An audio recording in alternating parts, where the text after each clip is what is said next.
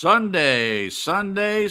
Good evening, everyone. Welcome to another episode of True Story Live. We're happy to be here on the 7th of the new month of August. The month itself isn't new, but it's new to us in the year 2022. So we're happy to be, well, I'm happy to be closer to the fall here in our area when things get cooler and fall comes, the leaves fall off the trees, and there's that smell of burning fires. Not people's houses, of course, but wood in a fireplace, that kind of smell. Yes, look forward to that. What it is I cannot stand being hot and humid, and that's what we've been enduring for a while. And the month of July was very, very hot. So I'm sure everyone was interested in hearing that. So tonight's topic is motivation or manipulation, Braveheart, and we'll get into that in just a moment. But as usual, first, let's introduce the panel. My name is Jason. I'm the host of the broadcast. I am joined by three other wonderful people, and we'll do it the backwards way this time and start with our friend from Australia, Glenn. Glenn, if you could say hello to the peoples and tell us what the weather's like where you're at. Yeah, I was thinking when the weather's good, sunny. I was just thinking when you said that, I thought, well, it really doesn't matter what. If the weather's hot, as long as Jen's hot, it will be sweet. So that's all good.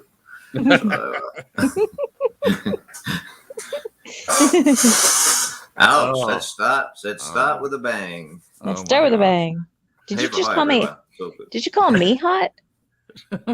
No, I said as long as Crips thinks you're hot. Oh, okay. Phew. Well, I definitely do. Who cares about the weather?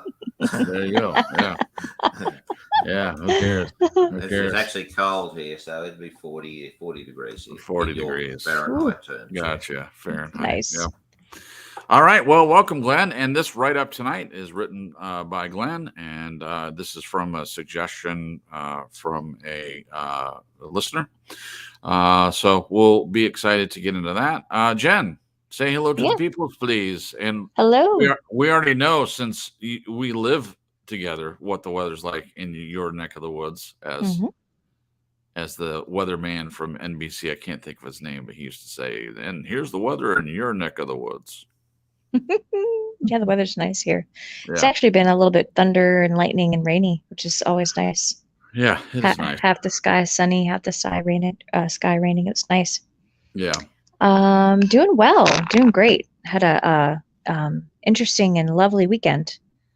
Yeah. The surprise birthday party on Friday night that my wonderful Jason and his sister organized, and my parents surprised me. They came into town.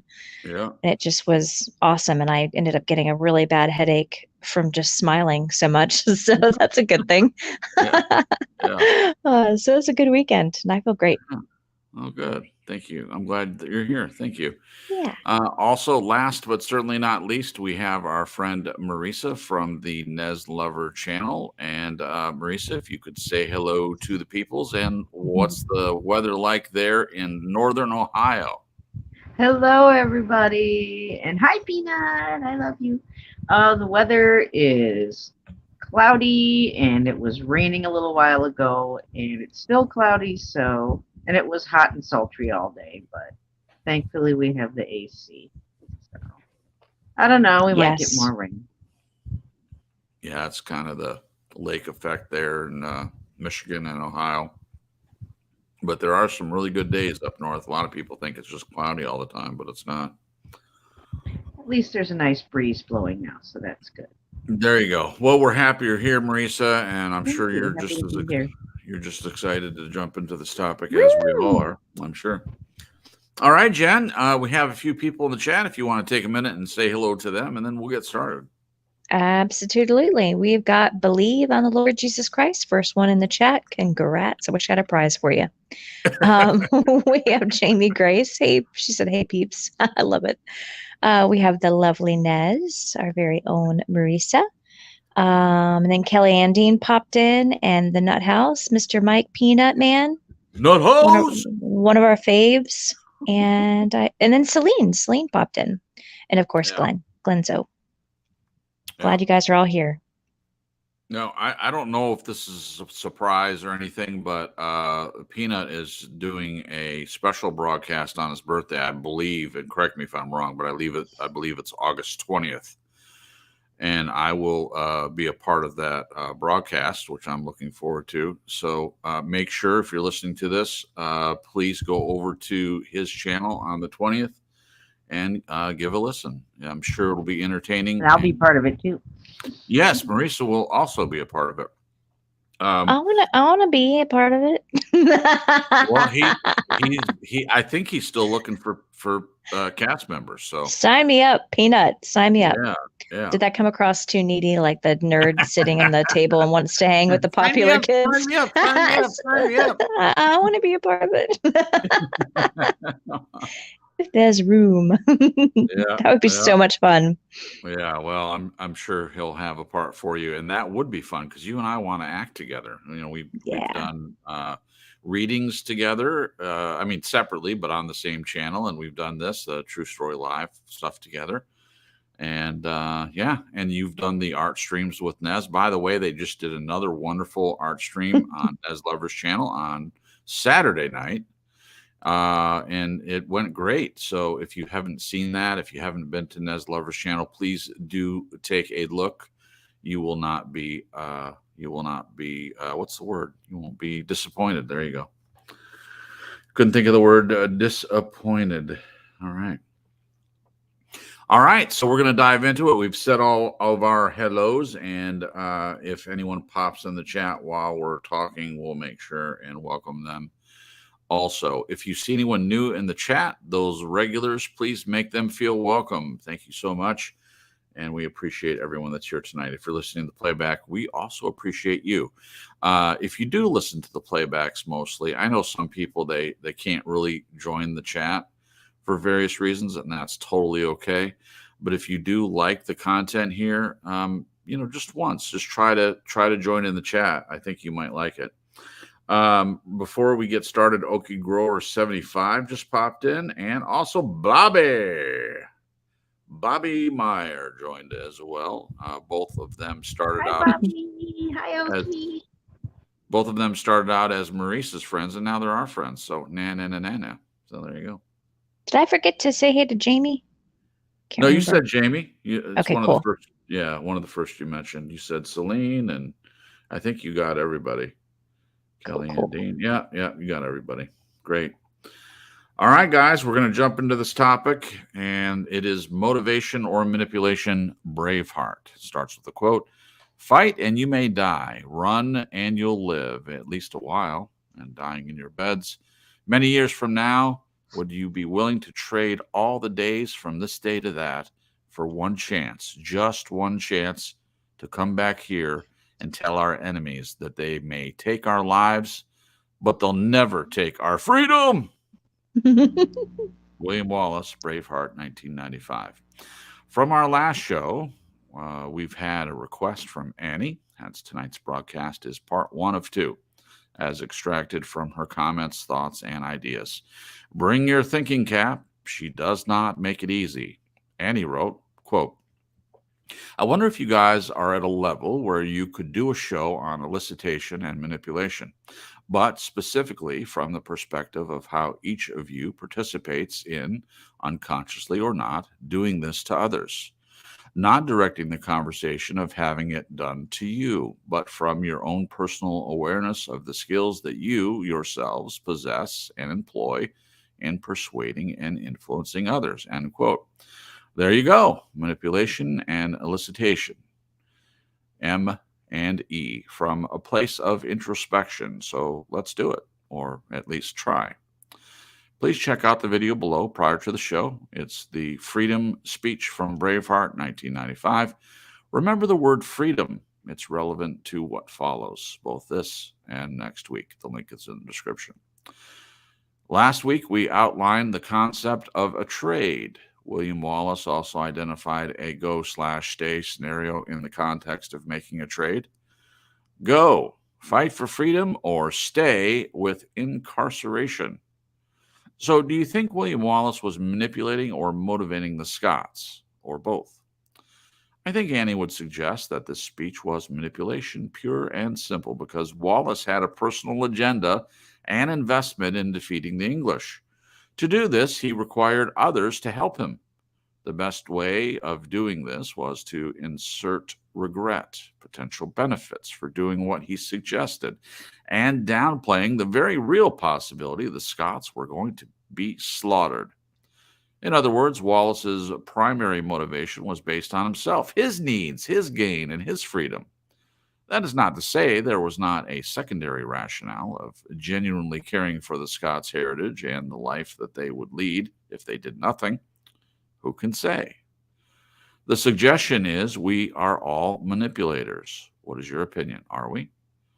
I also suggest that Annie is saying manipulation forms an intrinsic part of any trade, whether it be to buy a bracelet, be in a relationship, etc., maybe all other interactions too. Tonight, the focus of our question is not based on abuse or trauma situations. It relates to our day-to-day life existence and survival within that framework. What do you think? Do you manipulate each person you're in a relationship with, whether it be friend or foe? Assuming we are all manipulators by nature, questions arise in context of, quote, we manipulate to get what we want, end quote.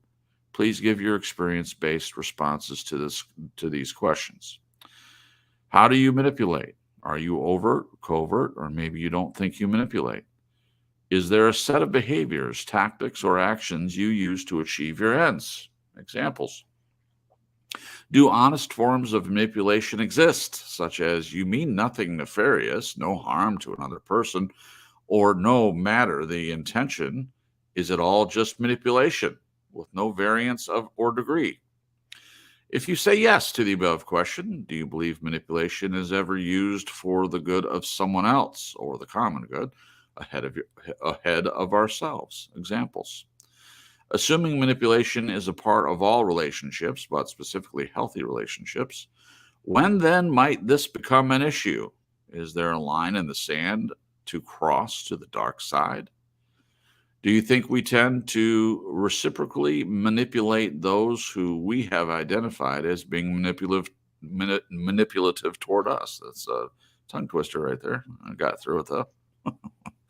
Do you think we can use these considerations to offset our programmed selfish nature and be more compassionate and considerate without compromising our personal wants? Granted, these are the questions we rarely ask ourselves. They're tough. I do wonder with this topic whether it sets up a premise for being very cynical about relationships. Maybe it's just acceptance of human behavior, a question of degree and the motivation behind it all. What do you think? Next week in part 2, the art of detachment. We look at examples of manipulation from another aspect. Deliberate manipulation to control another. Why are so many people seemingly interested in being manipulated? Invested. What? Invested. Invested. Keep going. Oh. Yeah. Sorry. Yeah, okay. Seemingly invested in being manipulated. Add to that another how. How might these chains be broken? How might internal trauma and emotional distress, etc., become a thing of the past? To close, a relevant quote that leads us to next week. Quote, no one can manipulate anyone else in any relationship. Both parties know what they are doing, even if one complains later on that they were used. Puello cuello. There you go. Nice. All right. There it is. Sorry about butting in. Yeah, we'll talk about that later. I will manipulate you into following what I tell you to do next time I make a mistake. Just be quiet. Sorry, babe.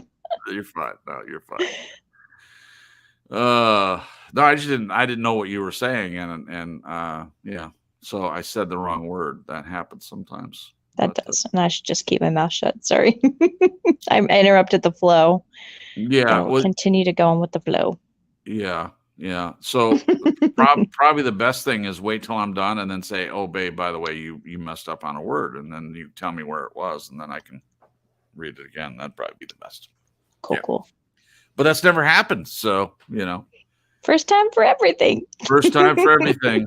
Yeah. And when we're talking about this topic here, was that manipulation the way that I told Jen what it is that I wanted for the future? Is that manipulation? Do you feel manipulated, Jen? Well, no, you're being sarcastic. So. Oh, now So I'm being no. sarcastic. Yeah. Before, were you being honest and truthful? Oh, Are we going to talk about later?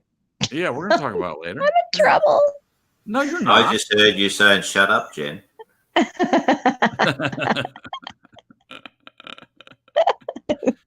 that manipulation? I don't know. I'm confused. Okay. Let me check the chat and see if anyone new popped in. I'll do that really quickly, and then we'll jump right into the questions. Looks like no one new came in, so that's okay. We'll keep watching the chat, and we'll welcome anyone that does come in. Okay. All right. If you haven't had a chance to see the video, you will have time before next week's broadcast to take a look at that. It's a fantastic movie. I think probably everyone has seen it. If you haven't seen it, what are you doing? I would look at your life choices and make sure that you add this to your list of movies to watch. It's probably one of the best action movies of all time, even if it is historically inaccurate. It's just really got some good elements in it. Okay. All right. So last week we outlined the concept of a trade. William Wallace also identified a go/stay scenario in the context of making a trade. Go, fight for freedom, or stay with incarceration. So, do you think William Wallace was manipulating or motivating the Scots, or both? Anyone have a burning desire to tackle this first, more easy question? At first, I thought no, that he wasn't manipulating the people, but is rousing up a group of people ready to fight with that kind of a speech. I mean, I know he had his own personal reasons, but I feel like the people around him had the same vision, Sure. And it's kind of like this pep talk, this pep rally before the big fight. Yeah. But is that being manipulative? Pep Nope. rallies? You don't think so? Well, I don't, but it hasn't gotten to me yet. So you don't let me influence you. You say what you think. I'm just sitting in the question. So somebody else can go next. I'm completely comfortable sitting in the questions. I love it. Just like Mr. Little Red Squirrel. That's right. For those of you that don't know, that was my mom. One of my mom's many phrases that she would say. She would say, I'm in the question about that, which basically means she's processing. She doesn't have a ready answer, that it's something that she needs to think about. So Jen's in the question about the William Wallace, whether it was manipulating or motivating the Scots. Okay. So I'll go next. It's of course not manipulation. They were under tyranny. If you know the story, both the movie and the actual history of what was happening to the English people, or the Scottish people at the time, and happened for many years after this, being controlled by the monarchy, the British monarchy. I'm sure they didn't like it. Who wants to be pushed around by a bigger bully and your land's taken away, and they tell you, hey, you can have this piece of land, but you have to pay these taxes. You have to do this and that. I would guess that both the characters in the movie and the real life people that fought in those battles, they didn't need much manipulating to fight against the English. It was for freedom. It was for their land. It was for the integrity of their own country. Why would any manipulation or manipulating need to be used at all? I see it as purely motivational. I agree with Jen. I'm sure William Wallace had his own things. In the movie, they killed his woman. So what more motivation does he need than that? They killed her, cut her throat while he watched, and so he had a grudge. Yeah, that's an agenda. But also he was part of the same people that were being manipulated. I actually know a lot about the history of this because when the movie came out, like with any movie that's kind of loosely based on a true story, I am a fan of history, even though now I know that a lot of history is imaginative too. Some movies are probably more close to the truth than actual history, just my opinion. But I have dug into what they say happened because I find it interesting and see how close the movies that they make are to the original actual story. There were a lot of similarities, and there were a lot of things that they took liberty, which is often the case in Hollywood. But pretty much most of it was, in my opinion, based on what they say really happened. William Wallace did actually die. He was disemboweled, like in the movie. And it was not a pleasant end for William Wallace. And then afterwards, of course, he was treated as a hero, both of the Scottish people and appreciated by the English. But there we go. I say no. I'm in the no column to manipulating. And I'm in the yes column to motivating. I'll say one last thing. Anybody that was on the battlefield knew that death was a real possibility. I don't know what kind of moron it would take to know that if you're going on a battlefield with swords and arrows and implements of war, that there was a chance that you're not coming away from that. But it was for freedom. It really was to escape tyranny and control and manipulation of a greater value. Okay, that's my long-winded answer to that. Marisa, what do you say? Do you think William Wallace was manipulating or motivating the Scots, or both? Have you seen the movie? Oh, I've seen the movie. Yes, Sure, you excellent have. movie. When I looked up the word manipulation, at first, the first definition deals with just to control, to direct somebody according to what you want them to do. Mm-hmm. And I believe Jamie brought something up here in the chat. She says, one thing that comes to mind is whether we see the word manipulation as positive, neutral, or negative. That has some bearing on what we mean when we use that word. Mm-hmm. Now then, it's never been stated what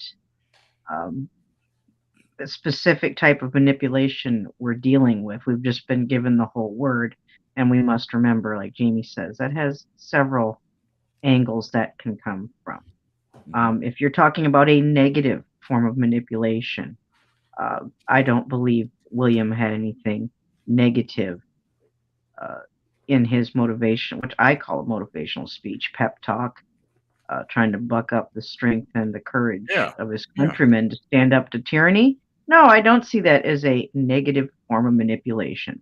No. But did he say and do things to elicit things from people? Courage, bravery, the wherewithal to stand up and fight for what was right and what they believe in, damn the consequences. Right. Then I would say that falls under elicitation. Sure. So that's where I stand on that. No, I don't think there was anything negative. Sure, he had vengeful thoughts, certainly, and as a Christian, vengeance belongs to the Lord. Right. But he also wanted to stand up and fight for everybody in his country that got shit on by the enemy. So I think, ultimately, no, he didn't come from a negative place of negative manipulation. So that's my thought on it.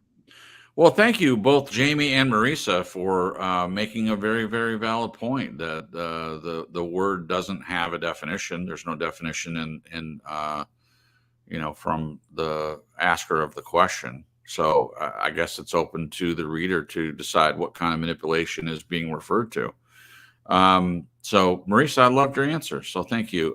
Glenn, you're up next. What do you think of William Wallace, manipulating or motivating? Okay, first of all, I'll say that I deliberately did not put in a definition for manipulation specifically so that each person could form their form up in their mind what manipulation means to them. Sure.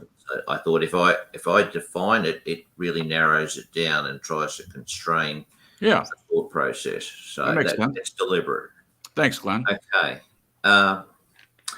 Okay.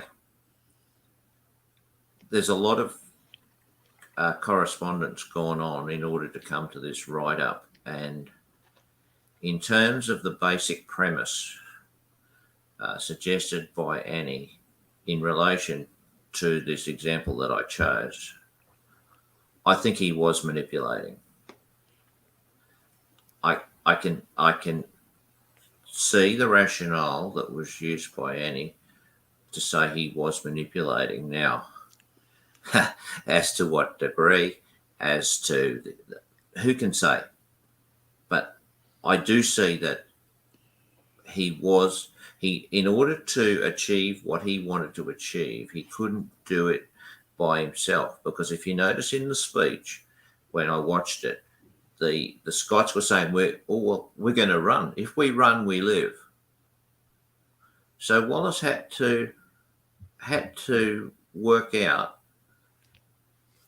from his personal requirement, or his personal intent, his personal desire was to fight the English. So you've got, on the one hand, you've got a group of people ready to run. So what does he do? Does he motivate them, or does he manipulate them? And I think he's manipulating them. Interesting. I'm agreeing with what Annie is suggesting. Okay.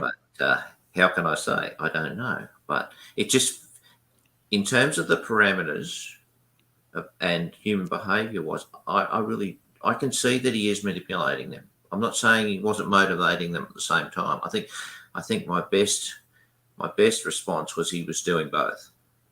And they were sort of intertwined, if you want to put it that way. Okay, let's fix Jamie and Maurice's point on this. Please. And let me ask you, what kind of, if you say it was manipulating, what kind of manipulation was it? Was it negative? Was it positive? And who did it serve? Well, I think it served him primarily, and I think it served the rest of them secondarily. Because we're going to come to this down the line, is that what is the fundamental makeup of human nature? I think, and this is a I didn't expect this question to go so far, but I can see that he had an agenda, and his agenda was primarily his agenda, but he couldn't carry out his agenda without the assistance of other people. And that's exactly what Annie said. And I agree with her. I can see that. As to attempting to get into the altruistic mind of any person, that's impossible. We can't do that. But I'm sticking with, I'm not looking at this as positive, negative, or neutral.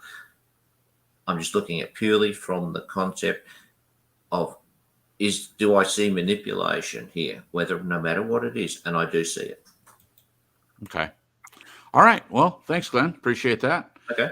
I want to say hello to Rachel Menifee, who popped in the chat while we were answering the question. We're glad that you're here, Rachel.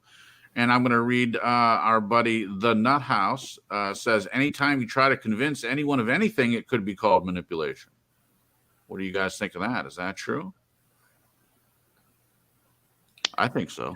I think so too. I agree with that. Yeah, it's manipulation. Yeah. People may have their reasons and their agenda, and if you have to try to convince someone else to do something, yeah, it in my opinion falls into line with manipulation. Well, Crips, the bottom line is you're trying to convince them of something for your benefit, not theirs. Right. Right. But that's one of the reasons why I feel like what William Wallace did was not manipulating, because everyone was interested in the same thing he was. So how can it be manipulating? He's riling them up to getting them to fight. I love this question. That's the point. I really love it. The point is they were going to run. All of them? You listen to the speech. The guy said, well, if we run, we live. Well, yeah, that was one guy. Yeah, but I'm we're referring to the speech. I'm not saying they were all going to run, but they made a specific point right in that speech of the opinion: if we run, we live. okay. So you have to.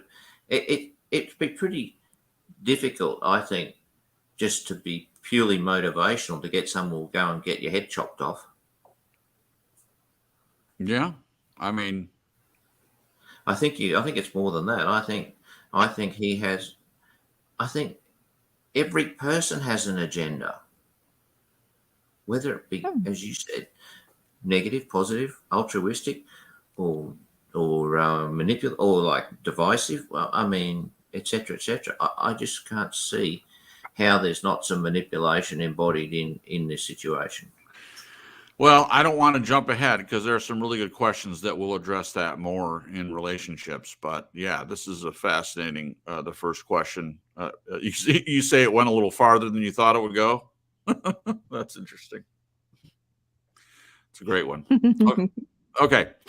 I'll read the dialogue in between that question and the next one. I think Annie would suggest that this speech was manipulation, pure and simple, because Wallace had a personal agenda, as Glenn said, and investment in defeating the English. To do this, he required others to help him. The best way of doing this was to insert regret, potential benefits for doing what he suggested, and downplaying the very real possibility the Scots were going to be slaughtered. In other words, Wallace's primary motivation was based on himself, his needs, his gain, and his freedom. That is not to say that there was not a secondary rationale of genuinely caring for the Scots' heritage and the life they would lead if they did nothing. Who could say? All right. The next question is, the suggestion is we are all manipulators. What is your opinion? Are we? Are we all manipulators? Let's go with Marisa on this one first, if you don't mind, Marisa. Are we all manipulators? Again, to go back to the definition in the dictionary, manipulation can be positive, negative, and I'm still going back to William Wallace.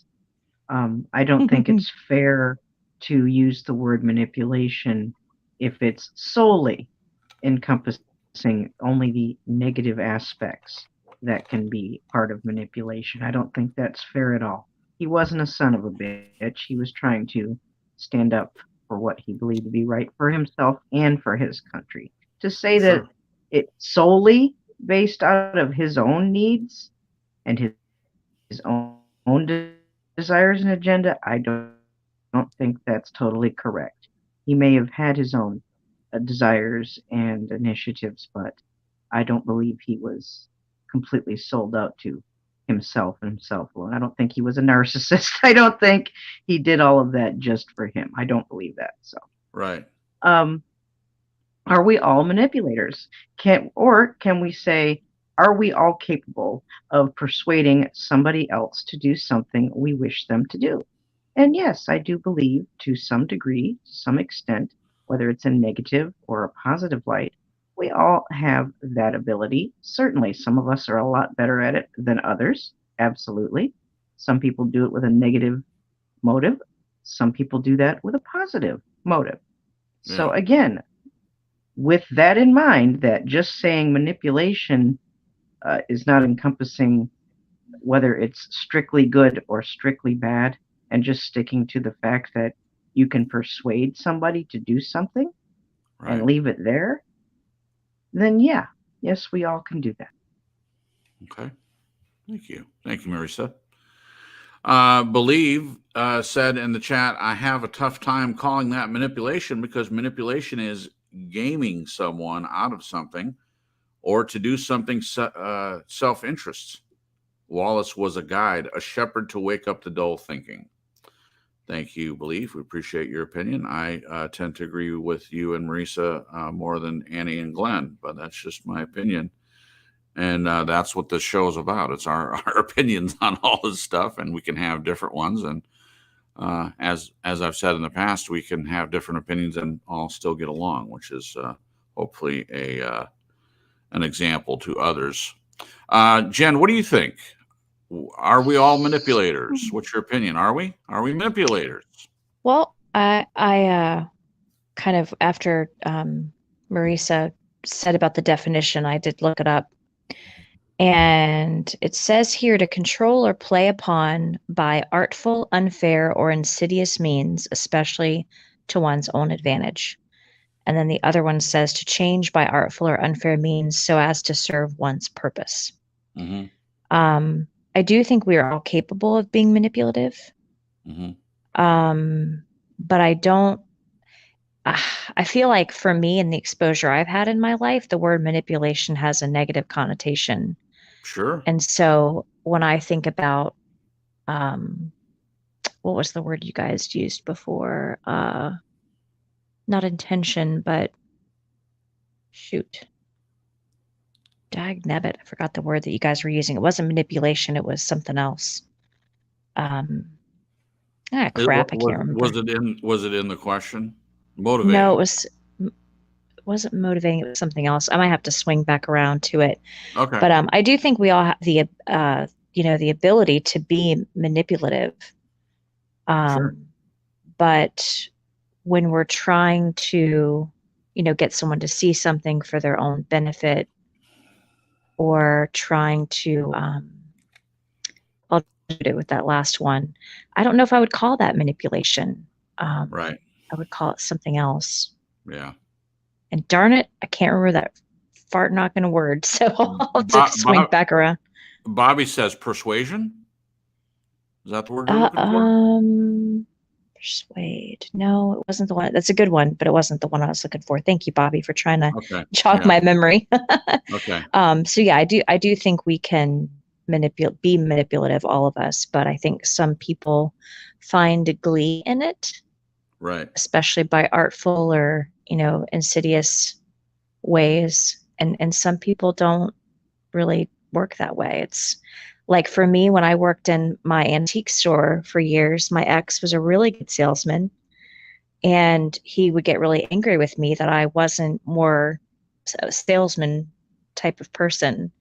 And anytime I tried to sell something, I felt so guilty and shame because I felt like, to me, it felt like lying. It was very weird. I wanted people to come in and not be bothered and not be like talked into something, right? Or persuaded. That was the word, persuaded. Sometimes we can persuade people into things. Sure. And it could be something for their good. That was the word, persuaded. Okay. I knew it was going to come back, but there you go. But I tended to want people to buy something they truly wanted, that they truly could afford. And if they wanted to know history on a piece, I was more than willing to give it to them, but it wasn't with the intent of making a sale. That type of working just made me feel gross. I was like, I cannot do that. And he really wanted me to do that. And I saw him do it, all the time. And I just was like, I can't, it's just not in my being. It just made me feel gross. Yeah. So. Yeah. And Jen, honestly, I hear what you're saying, and I'm going to answer next. But before I answer, in looking at you, I don't see you as even capable. There was that one time that you laughed after saying something that was manipulative, but it was in jest. I mean, what you said, I don't remember exactly what it was even about, but you said, I was just trying to manipulate you. No, you weren't. I knew exactly what you were saying, and it wasn't manipulation. I didn't see it that way at all. So the other question is if I remember what it was. I had given you a back rub, and I was like, I wanted you to rub my feet, and I was like, remember that great back rub I gave you last night? That's it. And I saw it right away, and it's not something that you do very often at all. So I just laughed. It wasn't even, it was like in jest. It was meant to be funny. Yeah, because the thing is, you get a neck rub or a back rub regardless of whether you've done anything to deserve it or not. It's just that's who I am. It's not about you. It's about who I am, whether I'm willing to do that or not. You don't have to manipulate me. So, I mean, we don't have to ask this question, but does it matter if the person doesn't need to be manipulated at all? Is that part of it? Why do people feel the need to manipulate? That's a question down a little bit lower here. Yeah. Okay. So, in answer to this question, absolutely not. We're not all manipulators. Now, I'm going to back that up. Jen and I, we've talked about this before. We watch a show called House, and House's opinion is everyone's a liar. And I think he thinks that because he lies. So he assumes that everyone else lies. The same is true about people that manipulate. If you are a manipulating person, you think everyone else manipulates. You can't possibly think for a second that someone's intentions or motivations could be altruistic because you're a manipulator. That's my opinion. But is everyone a manipulator? Absolutely not. Do people persuade? Do people suggest? Do people try to talk other people into things? Maybe, but it's in the open. You know, it's not some behind the back thing where it's hidden and shady, and so the other person doesn't know they're being manipulated. Now, I will say, looking at myself and being completely honest, which I always try to be, and transparent, I have manipulated in the past. Certainly, my parents. In trying to get my own way and living in a semi-tyrannical household where they're trying to control me all the time. I both lied and manipulated. Now, as I grew older and more mature and grew up, I would say that now I don't manipulate anyone, not even accidentally. In the very question itself is an insinuation, in my opinion. And I don't buy it. I don't think I even accidentally manipulate anyone.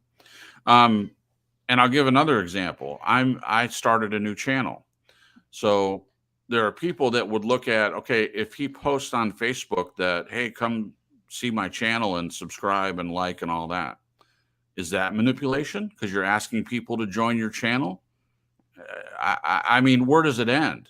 Who decides when someone else is manipulating and when they're not? Well, I would say that if you are yourself a manipulator, then everything's a manipulation to you. That's my opinion. But in terms of, are we all manipulators? Absolutely not. I use Jen as an example rather than myself. I don't think that I manipulate anyone. I have done that, but it's a sign of maturity and growth when you stop doing that. When you know that you can manipulate others, you know that you're good at it, you know that you have the mind for it, and you choose not to. That's where I'm at. Okay, Glenn. Thanks, Scripps. Yeah, thank you. What do you think, Glenn? Are we all manipulators? I think on a very fundamental survival level, we are all manipulators. But if we bring that into the present situation, I'd say that manipulation is tempered very much by our own individual ethics, morals, values, etc. In that a lot of us wouldn't do it or perceive that we're doing it. It's because we're considerate towards other people. We're not necessarily all focused on our, personal need, in the moment, and we're not intending anything we do to be destructive to ourselves or another person's. But I think if you take it right to the fundamental level, yes, but in the practical level, well, it's very hard to see that some people are manipulators. I think it's intrinsic, but I don't think it's necessarily it necessarily plays out. Okay. Does it make any sense? Sure. While we're still with you, Glenn, Nuthouse put up a question. He addressed it to me, but I'm curious what you think. True Story Live, can you give some examples of true manipulation to distinguish between the two? I'd like to do that further on when we get to the other questions. Okay, no problem. But that's a fair question, a good question. Okay, perfect. Okay. I believe all of us answered this one. Is that correct? I think we did. Okay. Continuing, I also suggest that Annie is saying manipulation forms an intrinsic part of any trade, whether it be to buy a bracelet, be in a relationship, etc. Maybe all other interactions too. Tonight, the focus of our questions is not based on abuse or trauma situations. It relates to our day-to-day life existence and survival within that framework. So, the question, What do you think? Do you manipulate each person you are in a relationship with, whether it be friend or foe? Jen, how about you take this one first? I would say no. I don't consciously go into relationships or friendships with the intent to manipulate. Um, because I have such can y'all still hear me? Yeah. Okay, it just went really quiet, and I was like, "Oh, did it disconnect?"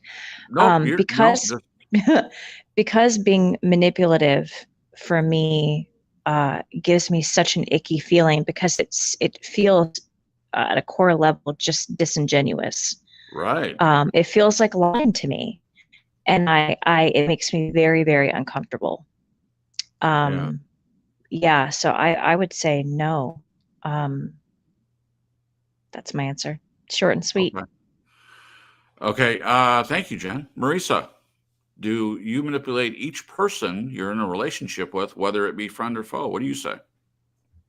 I agree with Jen, where as much as I can say that I'm not going forward with malignant intent to control and move things in my favor with every relationship that I have.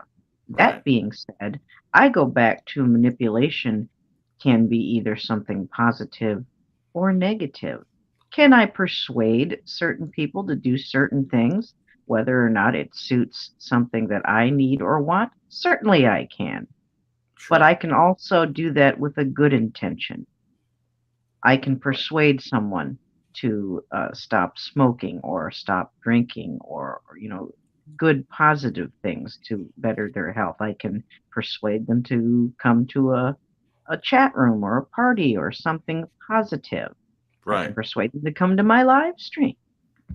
So again, I'm not accepting the word manipulation across the board or everything in the negative as far as that's concerned. It can work both ways. I think the question underlying this is, are you having good intent when you manipulate or persuade, or are you having bad intent? Who's Right. doing that? Do we all do both? I think Yeah. as imperfect humans, we do both. We're capable of both, but what we do as a practice, I'm trying to not be a negative, manipulative person. I'm trying to be a positive, persuasive person. I Right. really think there is a difference. Right. You brought up, as I did, you brought up inviting people to your live stream. So this is the point I'm making, that if you believe everything's manipulation, then things that are, in my opinion, not manipulation are labeled such.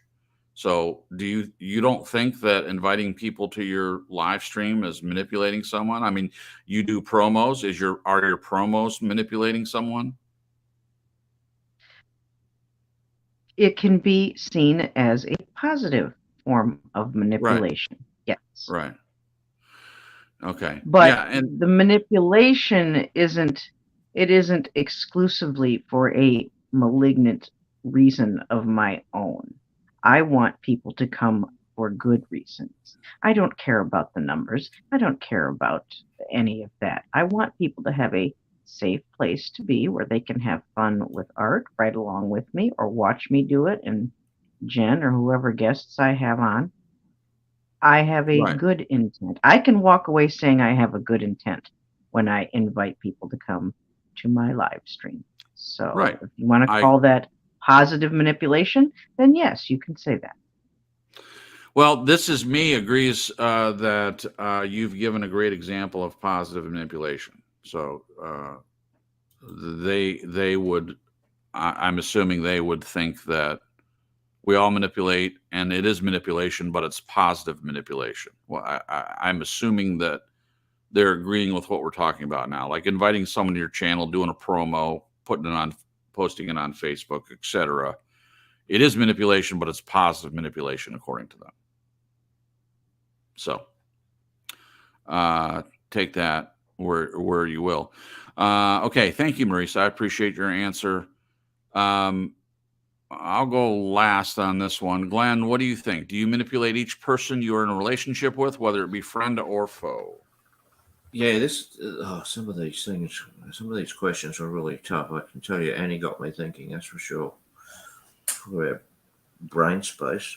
Um, um, yeah, I like Nez's answer, but if I had to try to think of this like with integrity, like because the first thing you tend to do, I don't manipulate anybody. I wouldn't do that, yada yada yada.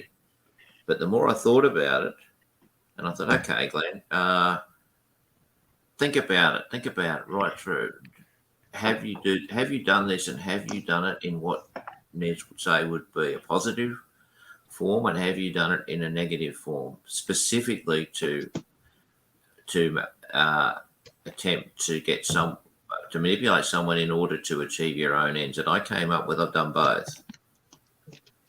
That's me. So in that sense, I'm speaking for me. I'm saying I am a manipulator. That's that's just at the core level, just at straight down the line. And when I looked at it from the overall perspective, I think we all are. But even if a lot of it would be very subtle, not necessarily damaging or any negative connotations, but I think we all do it in some form or another. Some Okay. certainly do it a lot more malignantly. Right. I think I right, malignantly than others. Okay. Thank you. Appreciate your answer, Glenn. All right. My turn. Do you manipulate each person you're in a relationship with, whether it be friend or foe? Absolutely not. Now, when Jen read the write up to me last night. We were sitting together, and she read me the write up, and I thought it was very good, and I thought the questions were good.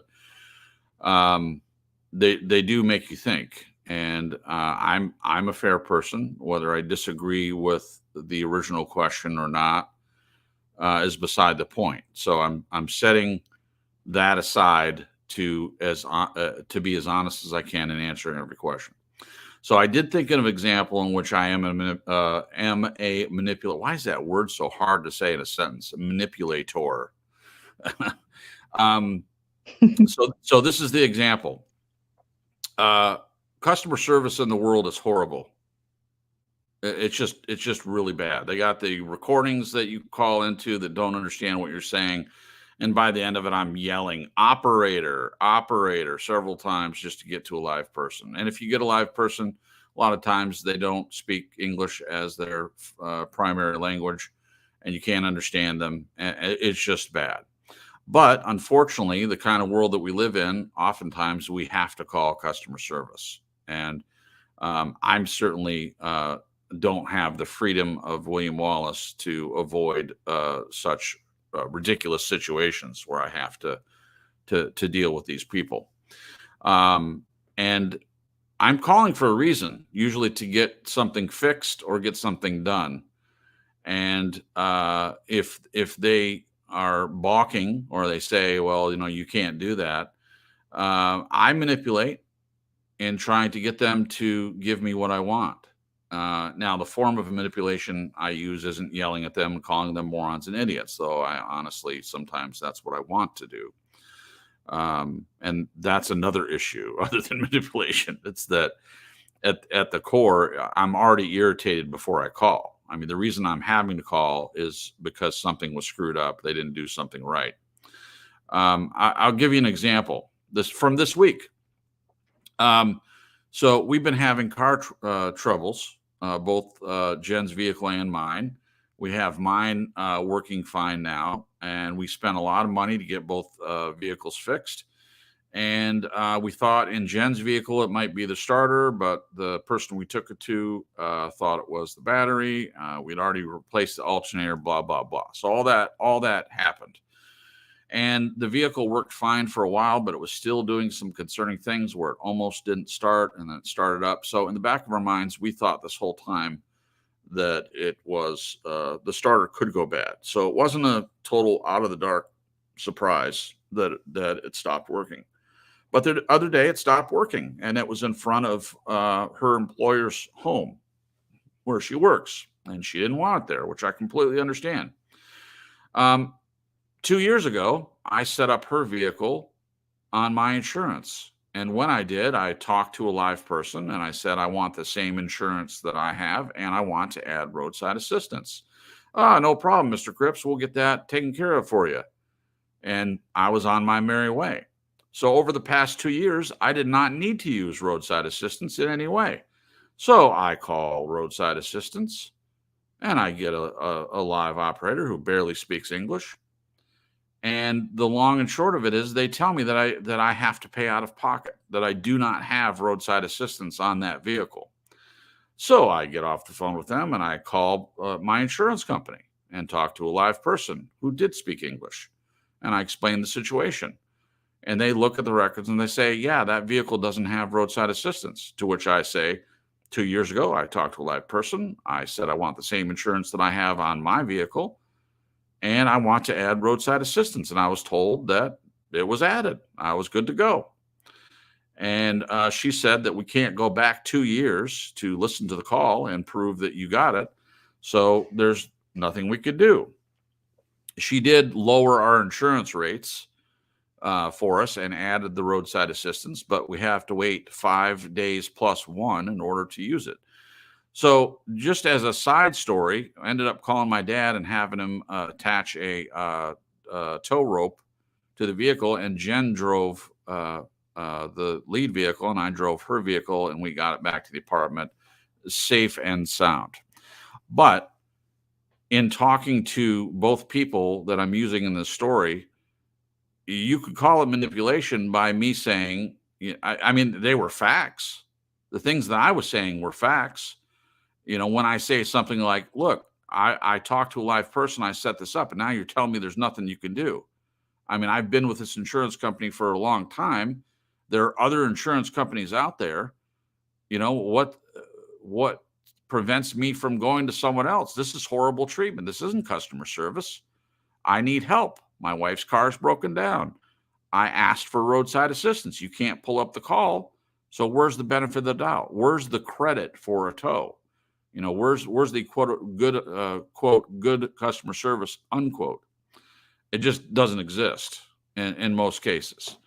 So you can call that manipulation, me trying to get what I want in a situation with a stranger. I don't consider them a foe, but yes, in that situation, I did manipulate. Do I do it in every relationship I'm in? Absolutely not. No, I do not. And to use Jen as an example, I don't have to manipulate. Even if I was a manipulator, I don't have to manipulate Jen. We have an honest, open relationship.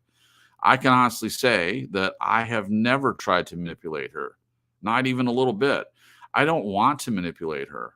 I don't want her to do things she doesn't want to do just to please me. And to be completely honest, I could. When Jen and I met, she was in a delicate, vulnerable position, and if I was a manipulator, I could have easily done that. But I chose not to do that for very many reasons. Because when you care about someone, in my opinion, you choose not to manipulate them, even if you know that you can. Like I said earlier. So I definitely do not agree with the question. I do agree with Glenn. I can even see in childhood, like a child wants a cookie, the parent says no, and the kid puts on that nice little smile and opens her eyes, a certain way to try to manipulate the parent. And, oh, you're so cute, here's a cookie. I mean, I can see that it is intrinsic from the beginning, but I don't think that everyone grows up and continues to be a manipulator, especially when they become an adult. Because that it's not good to do that. I mean, I think people know that it's not good to do that. There are people that do it, but no, I don't manipulate every person I'm in a relationship with. Was I the last one on this one? I think so. All right. Assuming we are all manipulators by nature, questions arise in context of we manipulate to get what we want. Please give your experience-based responses to these questions. How do you manipulate? Are you overt, covert, or maybe you don't think you manipulate? Is there a set of behaviors, tactics, or actions you use to achieve your ends? Examples. Well, that long story I just told gave an example of some of that. It is a way that I admit that I manipulate, and it's overt. I mean, it's not hidden. That's what I think the difference is between persuading someone or manipulating someone when it's secret, when it's covert, when you're trying to make it seem like you're actually trying to help the person and you're not, or you're playing mind games with the person in order to get them to do something they don't want to do. The covert is I think the negative manipulation. I just don't see that being overt and being direct and telling someone what you want and what your goal is manipulation. There's not a set of behaviors or tactics or actions. I mean, there are ones I could use. I could yell at someone. I can call them an idiot or a moron. Is that motivating to some people? Probably. Most people are going to be turned off by that and probably hang up, even in a customer service situation. Certainly in real life, I wouldn't want someone to put up with me yelling at them or calling them names. I don't know what else to say about this one. I feel like I kind of gave an example just now. Marisa, how about you? How do you manipulate? Are you overt, covert, or maybe you don't think you manipulate? Is there a set of behaviors, tactics, or actions you use to achieve your ends? Do you have examples? Well, I can think of when I was with Diana's dad, and I would do certain things to try to get him to say, take out the trash or do the dishes, but I didn't see that as something, coming from a negative place. I just wanted to encourage him, hey, your favorite dishes and your glass and your coffee cup are going to sit right there where you left it until you decide to do something about it. So, because honestly, talking just wasn't an option at that point. So I had to do what I had to do. And if he wanted his dishes clean, well, he had to be a big boy and do it. Now, if you want to call that manipulation, go for it. Did it always work? No, not really. They would sit there and sit there. But there's one example. But to manipulate again, see, yeah, I agree with Jen. That has been given a very negative spin to it. I don't even like using that word either. But have I persuaded other people to do other things? Again, I think about making promos for my channel, and that's a way to hopefully persuade people. Right. A manipulation in a positive way, if you want to call it that. Right. To come and be part of a positive environment. Right. But as imperfect human beings, we're capable of imperfect behavior. Sure. And we are all capable of using manipulative tactics for not so good reasons. Right. We've all been there as far as making mistakes in our grown-up life, certainly. I'm not saying I haven't, but right. Those two examples I would say are pretty much where I'm at now. I try to encourage and persuade my daughter to do certain things, but I really can't manipulate an autistic child. She's got her own mind and she's going to do what she's going to do. Right. But I try to encourage and not push. I think manipulation comes with a push. Where encouragement, I think you can stand back and encourage. Right. So, thank you, Marisa. I want to say hello real quick to the Light of Christ who just popped in. Also, Bottle Caps. Welcome again, Bottle Caps. Our friend Nathan Gruber from New Zealand has popped in. He says he has to go and pop in and say hello to CES. Tell him I said hello. And hopefully you come back. But thank you guys for coming and joining us on the chat. We appreciate you guys so much. Glad that you're here. All right, Jen, you're up next on this one. Are you covert or overt manipulator, Jen? Well, I have a question. Two sort of maybe examples, but I just wanted to get y'all's feedback. Okay, so two things. These both have to do with my family.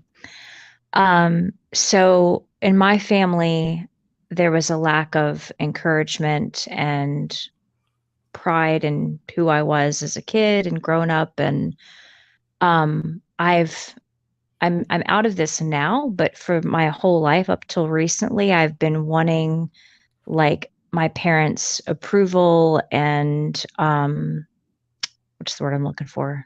Cripps. Blessing Yeah. or encouragement and support, those kinds of things. And in the past, I would kind of try to do things that would garner that from them. I would try to be this person that I thought they wanted me to be in order to garner their approval. Sure. Is that manipulation? No. I mean, maybe that's more manipulating myself, because when you think about manipulating clay and stuff, like shaping and forming something.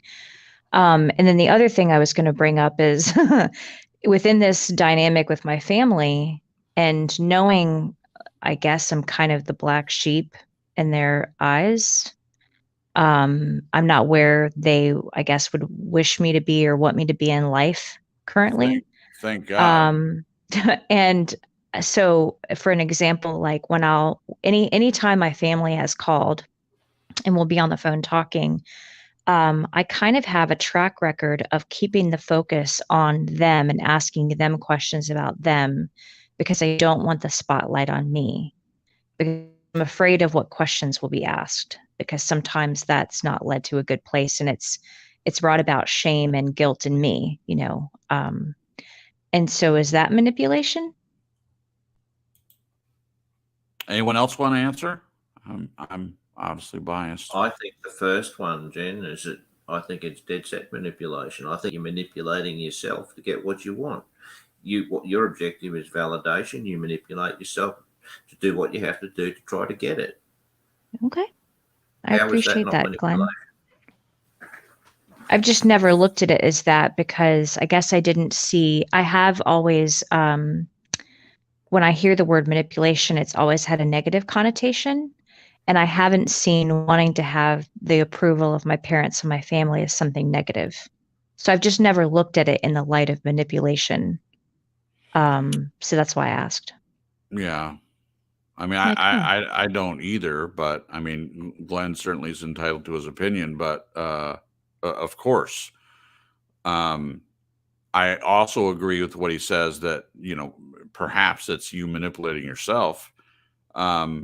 If you're doing that for people that are never going to change and everything you're doing is pointless in the first place. And for me, I'm in the same situation as Jen, being a black sheep of my family. And as Glenn knows as well, there was a time when I discovered that I was still in this place of proving to them. And yes, it was damaging to myself. It wasn't damaging to them. They get what they want all the time.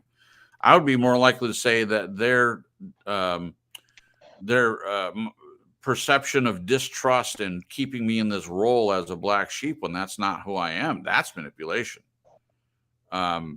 Setting me up so that I will do exactly what they want me to do because they know that I want to prove my worth to them. They knew that I didn't like the role that I was put into, and I was trying to do everything to get out of that, everything over and over and over again. That's manipulation, pure and simple to me. But there you go. Yeah. Thank you, Jen, for your answer and your questions. Very, very transparent of you to use those couple of examples. Absolutely. You're welcome. Okay, so I answered Marisa. Okay, Glenn, you're up next. How do you manipulate? Are you overt, covert, or maybe you don't think you manipulate? Is there a set of behaviors, tactics, or actions you use to achieve your ends? Examples. Sounds like a long-winded answer coming up. Get ready for it. Woohoo! I am ready. I love Glenn's long-winded answers. Okay, now I've lost my train of thought. No. No, I can do it. Just give me a second. Okay. I'm trying to read the question again in my head. Okay. I don't see manipulation in the same context as the other people here. I'm not looking at it as negative. In other words, if I say, yeah, I've manipulated or I've done, I'm not thinking of this as though it's some kind of, I'm doing this in a destructive or manner to hurt people, but I'm just looking at the word manipulation purely and simply as that base level strategy. Okay. So Mhm. I'd say, yeah, okay, well, I'd say I've done all of those. I'm going to give you uh, 3 examples. Okay, the first one is my first marriage. It comes to, you know, how you have to make a decision. Well, you're going to have a church wedding. You know, obviously that has an issue for me.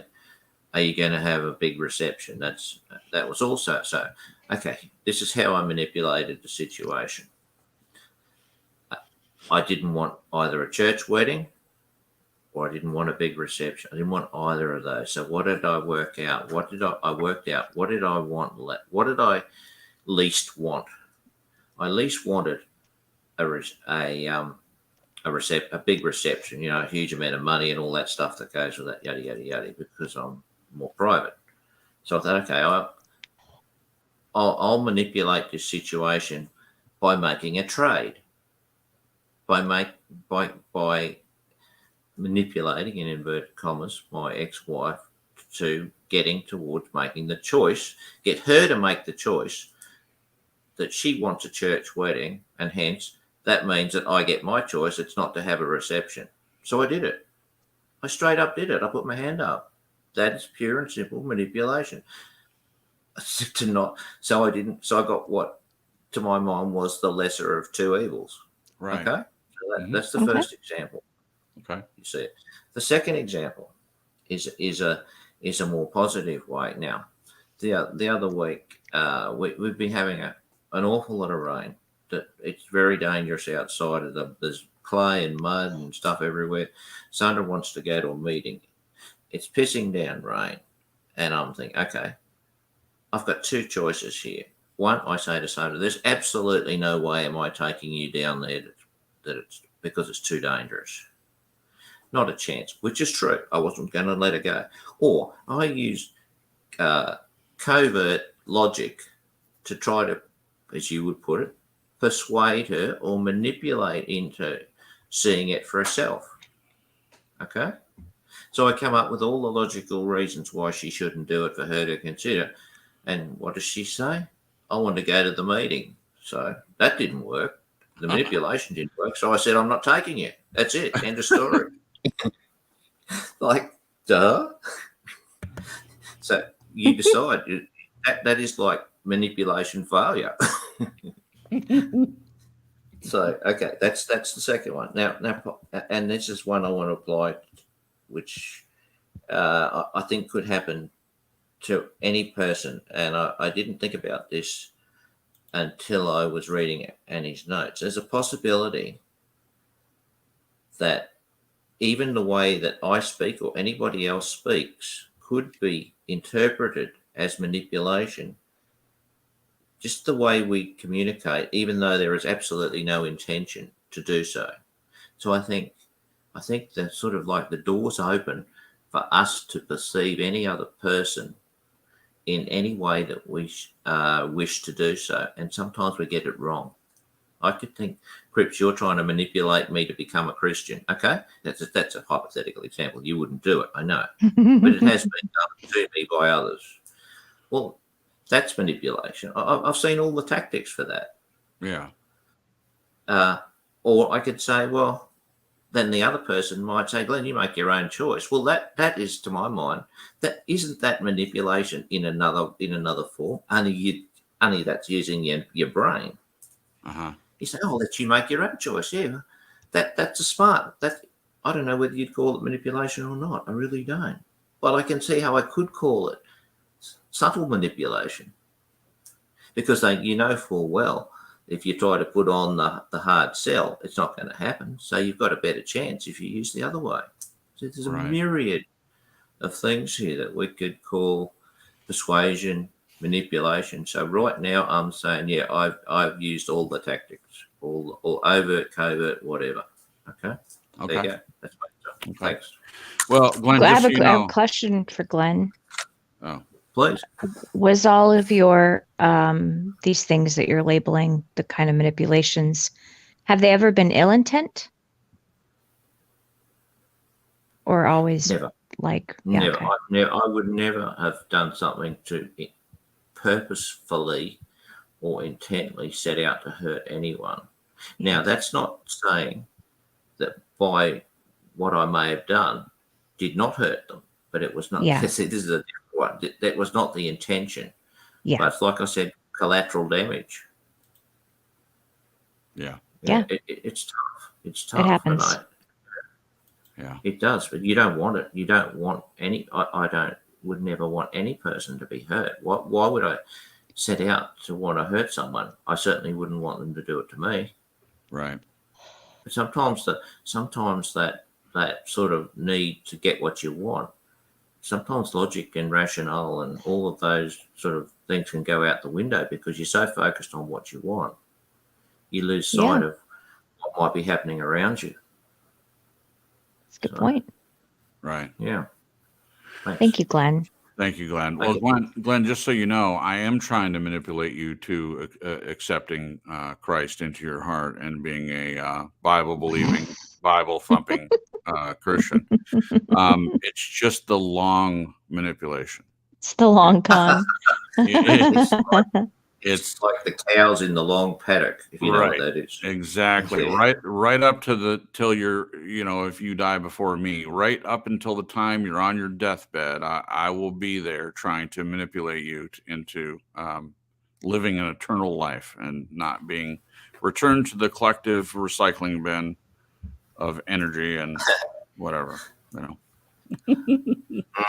I've written that on the spreadsheet. Beware of creeps. Jen, I put it on the screen. Jen said, "Uh-oh, Cripps, he's on to you. Glenn's on to you." You think sniffing me out. I don't. See, I've got him pegged then. I've got him pegged. That's the perfect example. If the person knows that it's manipulation, it's no longer manipulation, in my opinion. Yeah, the jig is up. Or gig. Is it gig or jig? Jig. Jig. That's Jig a is fair up. point. That's a very good point you made, Cripps. Thank you. That's a really good point. Am I manipulating you by validation there or not? No, I know and you it don't. keeps on going. No, here's the thing. I know you don't like the whole idea of validation. So when you say something that is validation, I accept it and believe that it's real. Honest. Yeah. Yeah, because you're not a heavy validator. You don't validate left and right. No, not at all. So when you say something kind about me, I can accept it more than I can from people that are over validators. They seem to validate like it's Pez candy coming out. That is it. It's not gratuitous. Right. It's heartfelt. There's a big difference. Right. And I understand. I agree. And this is a whole nother topic, but I agree with some of your ideas about validation because I've seen it happen. I have seen people that overvalidate and they use it as a tool. It's not real. But for me, with Jen and myself, it is totally real. And sometimes I'll even say, do we validate too much? Because Glenn thinks we do. And she agrees that we don't.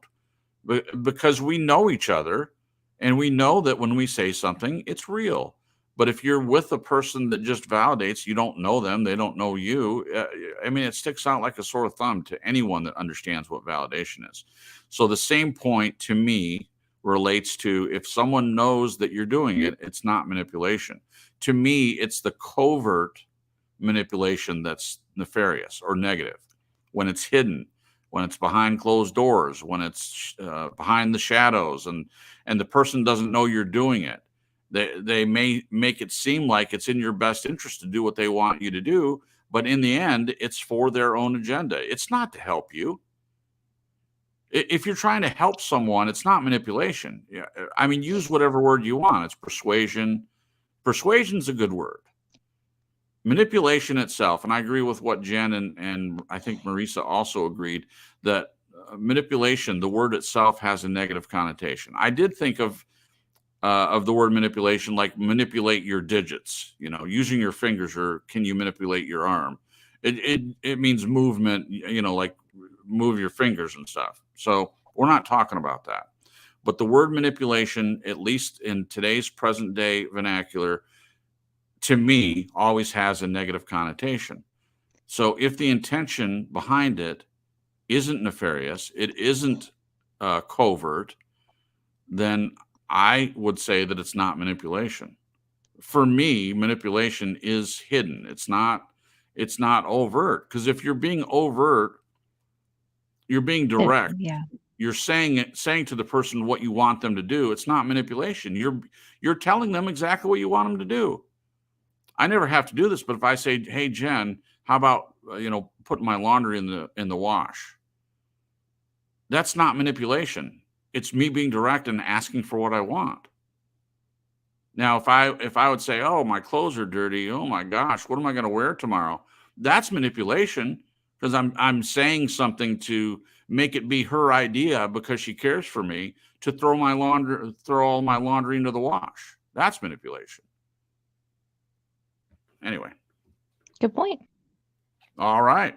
Moving on. Did everyone answer this question? Think so. I think so. All right. Next one. Wait, let me check the chat here real quick. Sorry, guys. Okay. Believe says manipulation, I think, can be used as a lesser evil, such as lying to a SS trooper to protect Jews you've got hidden under your floorboards.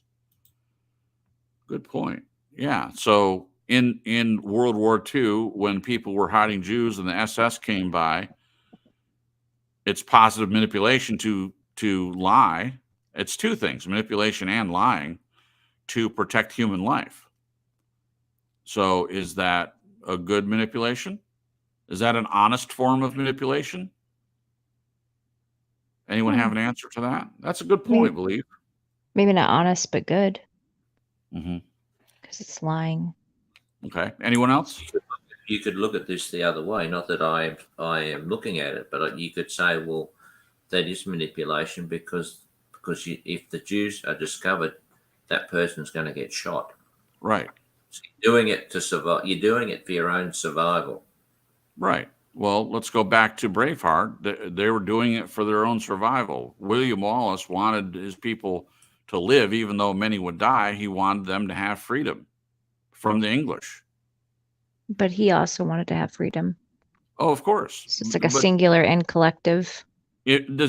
So if a person has an agenda that agrees with other people's agendas, if you're in agreement on what the end goal is it manipulation? And better, what could William Wallace have done to encourage his countrymen that wouldn't have been seen as potentially manipulative? If what he did was manipulative, then how could he have done what he did without? That is beautiful, Marisa. What he could have done, no speech, no nothing, just he alone starts running out on the field toward the English. But I mean, and that could be seen as manipulation, Yeah. Well, so it brings, from Nez's point of view, it brings the question, why did he make the speech? What was the motivation to make that speech? Was it for himself primarily or not? I say no. I say it was for the people. That's just my opinion. Including himself. Well, of course, including himself. I think the question I just asked is a good one. Oh, no, I'm just kidding. Okay. If the agenda is alike, in other words, if people agree on what the end goal is it manipulation to try to use a speech to get everyone riled up? If we all have the same goal, if the goal is freedom, in the case of William Wallace, they agree on what they want. They want freedom. Some people, as Glenn pointed out, the guys like, we could run. And then, so there's a need for a speech. He doesn't want them to run, because if they run, maybe they get away and they grow old and they look back at this moment and think, well, instead of being a slave to the English, I could have fought. Maybe I would have died. Maybe I wouldn't. but I could have had freedom. But instead, I'm a slave to the English.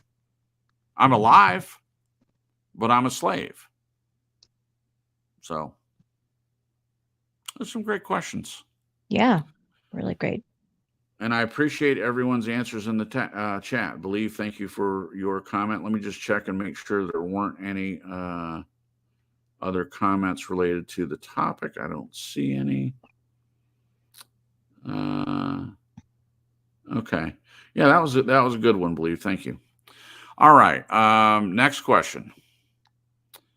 If you say yes to the above question, do you believe manipulation is ever used for the good of someone else or the common good ahead of ourselves? Examples. Sorry, Chris, you missed the one before. Yeah, that's what I was going to say. Sorry. Do honest forms, I thought I read that one.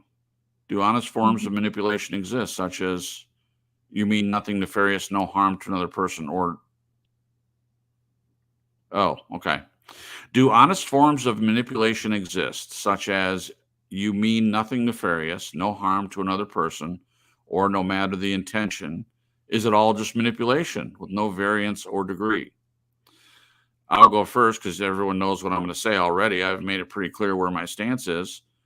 No, there's no honest forms of manipulation. It's not manipulation.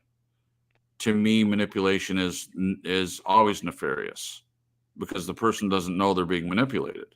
It's secret. It's always covert. It's not overt. If it's overt, if you're getting someone to do something you want, it's overt. It's direct. It's not manipulation. It can't be. That's my opinion. We'll go with Glenn first on this one. Do honest forms of manipulation exist, Glenn? Gee, that's a tough question. I could easily find an answer to say yes and no. Okay. Yeah. So, I'm gonna go with toss a coin. Heads or tails. It's all manipulation with it's all manipulation. But I think when I come to the next question, I think I will be clarified. Okay, Marisa, honest forms of manipulation, do they exist? Nothing nefarious, no harm to another person, no matter of intention, or is it all just manipulation with no variance or degree? Yes, bearing in mind that manipulation can be simply getting someone to do something. Now, that can be something good with good reasons, or that can be something not so good with not so good reasons. Example, you can manipulate your toddler who's trying to take their first steps by coming to you, by holding your arms out. That's a stimuli that's going to initiate a response that you want. You want your toddler to let go of the couch and take those first couple of steps towards you. You're not just sitting there like a rock. You're actively doing something. He doesn't know what you're doing. Right. He's just responding to your stimuli, but you know what you want him to do. So there you go for one moment, what I think is a positive example of manipulation, simply because the child doesn't know what you're doing. Okay. But you're certainly taking steps for a means to an end. What was the question again? The rest of the question? Yeah. Do honest forms of manipulation exist, such as you mean nothing nefarious, no harm to another person, which the example you use pretty much bears that Right. out. I think that covers it. Now, I don't like to use that word manipulation once again for the millionth time in this show. It has a very negative connotation to it. I agree. Can you? But if you want to water that down to, can you do something bad or something with negative intent to manipulate someone for a positive means? That's like doing something bad that's going to end up like lying, like we were talking about before, lying to the Nazi soldiers to save the lives of innocent people. Right. I would say there you go. You're lying, certainly, but you're saving lives, and that's good. So I would say there you go. You can do both in in that example, you can manipulate doing something not so good to have a better, more desired result, saving human lives. Perfect. Thank you, Marisa. What about you, Jen? Do honest forms of manipulation exist, such as you mean nothing nefarious, no harm to another person, or no matter the intention? Is it all just manipulation with no variance or degree? I second Nez on this. I think yes, and I loved her example with the child. And I had, while we were chatting earlier, I was thinking about just the other day when I was nannying. It's a little bit like pulling teeth sometimes to get the younger girl that I nanny to do her reading. Right. And I was chatting with her dad on the phone, and he was telling me, be sure to tell her that I'm proud of her because she's really, really come a long way. English isn't her first language, so she's a little behind with her reading. And so they've just really been trying to get her caught up. So when I got off the phone with him, I told her, your dad's really proud of you. And I told her that I was too. Now, that wasn't a lie. Her dad is proud, and I am proud of her with Progress. the progress she's made. But when I think about what I was thinking and feeling in that moment, I was using that, sharing the truthful compliment of being proud of her to help coerce her into coming to read for me while I was cooking dinner. So I guess you could look at that as manipulation, for good reasons, to help Right. her get her practice in, and to feel some pride within herself. Because sometimes, we're our worst enemies and we think we're doing terrible when we are making varying degrees of success within something we're learning. And to have that external validation, I think it is helpful to encourage, Right. So I would think, yes, I still, like Marisa, still have this negative connotation connected with the word manipulation. Right. But in the context of this question, I think yes. Okay. I do think there's variance in degrees and even intent. Okay. So that's my answer. Thank you, Jen. Okay, so Yeah. I'll ask you the follow-up question while this is fresh in your mind. Okay. So, if you say yes to the above question, which you did in a way, do you believe manipulation is ever used for the good of someone else or the common good ahead of ourselves? Examples. Now, you already gave an example. I would say I would just say that that's a good example of something positive. If it's manipulation, if you're saying it's manipulation, then it's positive. Getting her to do her work helps her be a smarter person, helps her do better in school, helps her, become more well-rounded, et cetera, et cetera. So I would say that that's good. But what do you say? I think it is good. I do think it's good because I think it's a form of encouragement and something to help propel someone towards something positive. So, and then I think, if I'm honest with myself, there's a part of me that's like, okay, I don't want to get yelled at by the parents by not doing my job. So is there some of that in there? Right. They're manipulating you. Just being honest. They're No, I manipulating. mean, I'm meaning that there was something in it for me to help coerce her to read because I'm like, I don't want to get in trouble with the parents for not doing my job. No, You I know? know what I know it. Oh, I know okay. it. I'm being ridiculous. I'm saying they're Oh, okay. manipulating you to do the work they want you to do with a paycheck. I mean, Oh, that's true. anything can be called, if you're a manipulator, anything that anyone does, you can say is manipulation. Anything.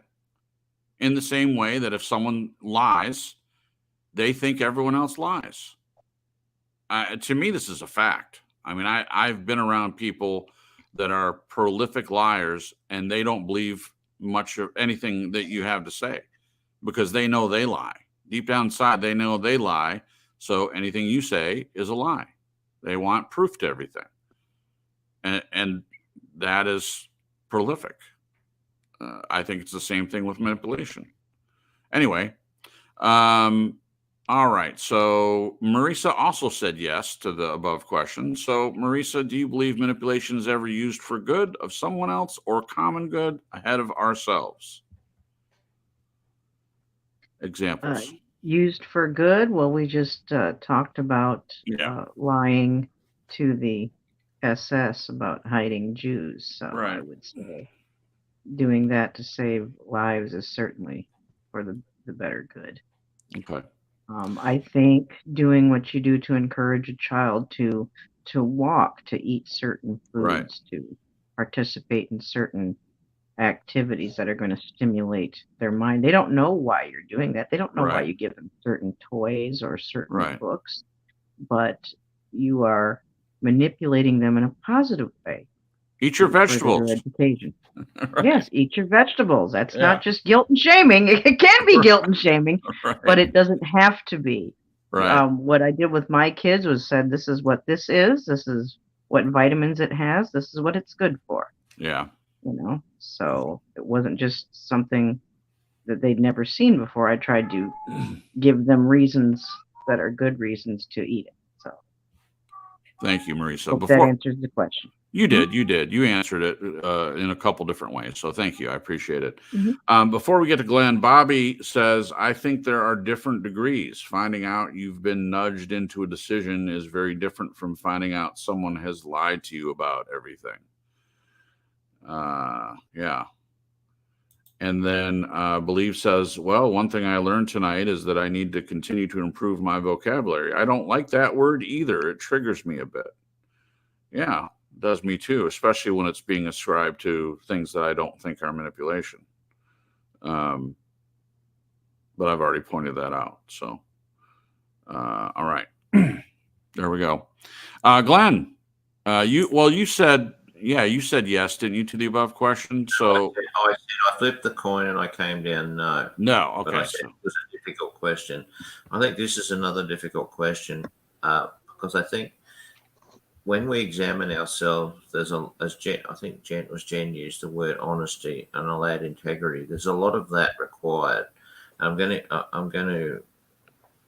say that my answer is tended towards yes. I can see it for the common good, and I'll give an example, but I don't necessarily see it totally for the benefit of another before ourselves. So I'm taking the middle ground. okay. And I'm going to tell you why. Just from this one example, there may be others, of course, but with the example that I gave with Sandra about how wet it was outside, how it was dangerous for her, she might fall over and break her leg, I'd have to take her to the hospital, yada yada yada. That what I said makes me feel like I'm looking out for her, that I'm the good guy. But the truth of it is, I was thinking of myself too. Not only was I thinking of, geez, Sandra might get hurt, and I feel it's my responsibility to try to prevent that happening. I'm thinking to myself as well, for the common good, I have to get Sandra showered. I have to get her dressed. I have to get her shoes on. I have to get all this stuff. It's going to take me 90 minutes. And we're going to have a whole lot of stuff going on in order just to get her dressed to leave the house. I don't want to do it. Right. I don't want to go to all this trouble. So the motivation is not necessarily totally altruistic. I had something to get from her not going to. Right. So it means, yeah, the common good is where I see it. It can be used, but I'd be a bit surprised if people do it specifically for somebody else. So there you go. Thank you, Glenn. I had to be really honest with this stuff because you had to dig and think. It's very easy for us to see ourselves as the good guy. The one who's doing it from oh yeah, we're just doing it for someone else because we're such kind, generous, compassionate beings. Well, I mean, you're not. I'm sorry, I interrupted. Please continue. Please. No, that's fine. I'm just saying. I'm trying. No, sorry, I should finish. I'm trying to see myself from another angle, that I'm just not necessarily always the person who's the great guy. I'm trying to look at this, what in terms of the the write-up is what's in it for me. And when I started to think that, I'm thinking, shit, there's actually a lot of stuff in it for me that is not that easy to admit, because you want to be the good. Yeah. Yeah. Well, sure. That's a fair point. And as everyone that's been a long time listener to the broadcast, I'm the first person to tell negative stories about myself and things that I am not proud of. I don't have any problem, taking a close look at my motives and my intentions for things. My issue is that labeling everything manipulation and not looking deeper at, like, is it a hidden thing? Is it being direct? Do they know? Am I stating what I want from a person to them? That's manipulation. And then when you get into this thing with children, obviously, there's a lot of things that could be labeled manipulation in just trying to make sure that the kid grows up correctly, make sure they get their vegetables, make sure that they learn how to walk, like Marisa said. That was a good example.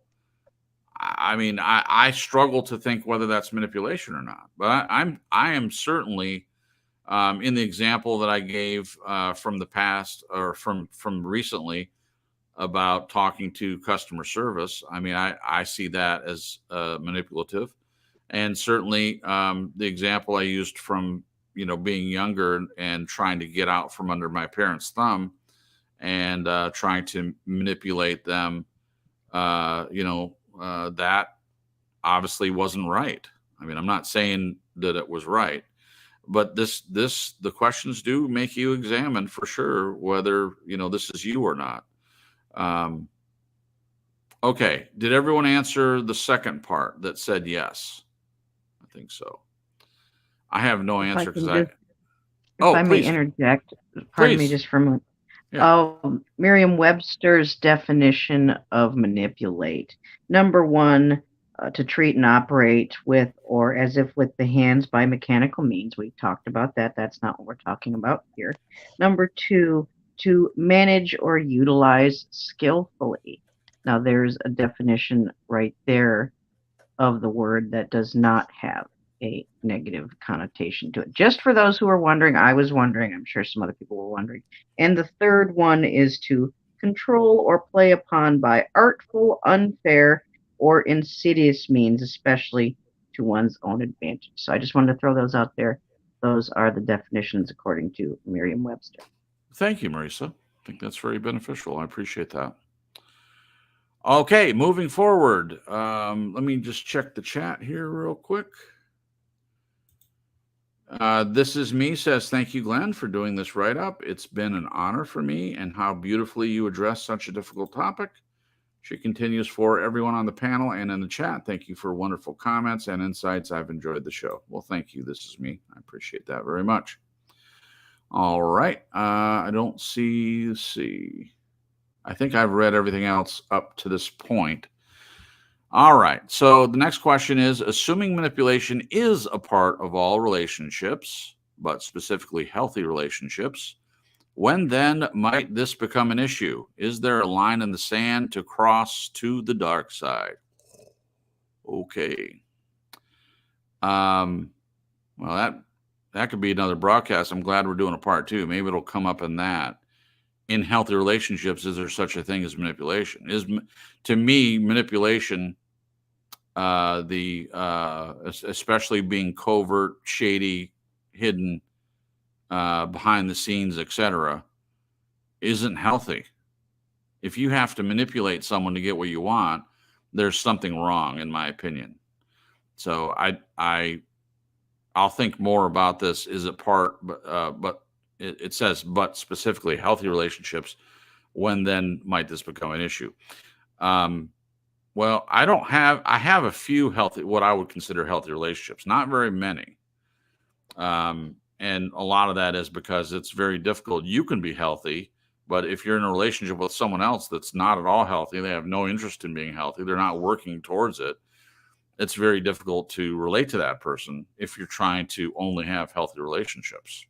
But in a healthy relationship, and the one I'll have to use is with Jen, again, if I manipulated her, like in the original question, it said, whether you know it or not. You know, the question is saying, let me scroll back up. Hold on 1 second. I think this will be worth it. Okay, so the original quote was, I wonder if you guys are at the level where you could do a show on elicitation and manipulation, but specifically from the perspective of how each of you participates in unconsciously or not. That's the little bit that I wanted, unconsciously or not. If I were to manipulate Jen unconsciously, I am definitely the type of person that processes and thinks about how I react to her after the fact. And if that weren't true, Jen could speak up and raise her hand and say, oh, that's not really true. But she knows that it is. And it's not bragging. I'm just saying that's the person I am. I have come to her before and said, hey, the way I talked to you earlier, I didn't really like the way that sounded. Was it hurtful? And a lot of times she'll say, no, I didn't notice anything. And I'll apologize and say, well, I didn't like it. So my point is, if I manipulated her unknowingly, I would feel horrible. I don't want to do that. I don't want to use manipulation to get what I want from my wife. I don't want to do that with my friends. I don't want to do that with my sister or my parents or with Glenn or with anyone. I just don't like it. It feels gross to me. I want to be direct with people, ask for what I want. This is what my mom said. Always ask for what you want. The person can say no. And that was helpful in dealing with my dad. If I needed something from my dad, like if my vehicle was broken down on the side of the road and I wanted him to help me, I was reluctant to ask him for anything because a lot of times it comes with strings. And my mom did that too. Things that she gave sometimes came with strings. That's the way my family is. So I've always been reluctant to ask them for anything, but sometimes you're in a situation where you have to ask. So my mom would always say, when I would balk about asking my dad to help me with my car, she would say, ask for what you want. They can say no. And I really have taken that to heart. So I don't have any problem asking for something, but using manipulation to me is already the dark side. So reading the question again, it says, assuming manipulation is a part of all relationships. Okay, so assuming it is a part of the relationships, but so assuming it's part of healthy relationships as well, when might this become an issue? To me, it becomes an issue the minute I manipulate it all. That's when it's an issue.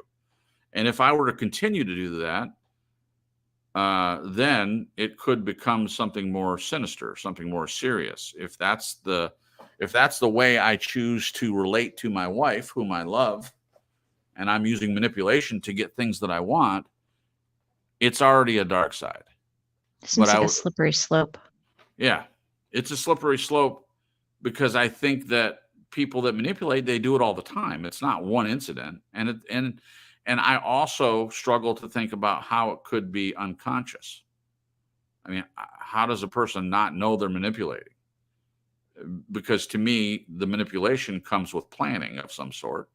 Or Can I give an example? Oh, please do.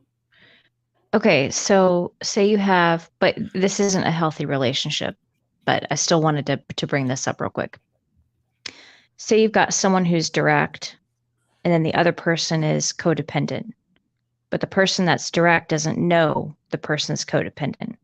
And so they're direct about what their needs are, and the other person doesn't know how to say no.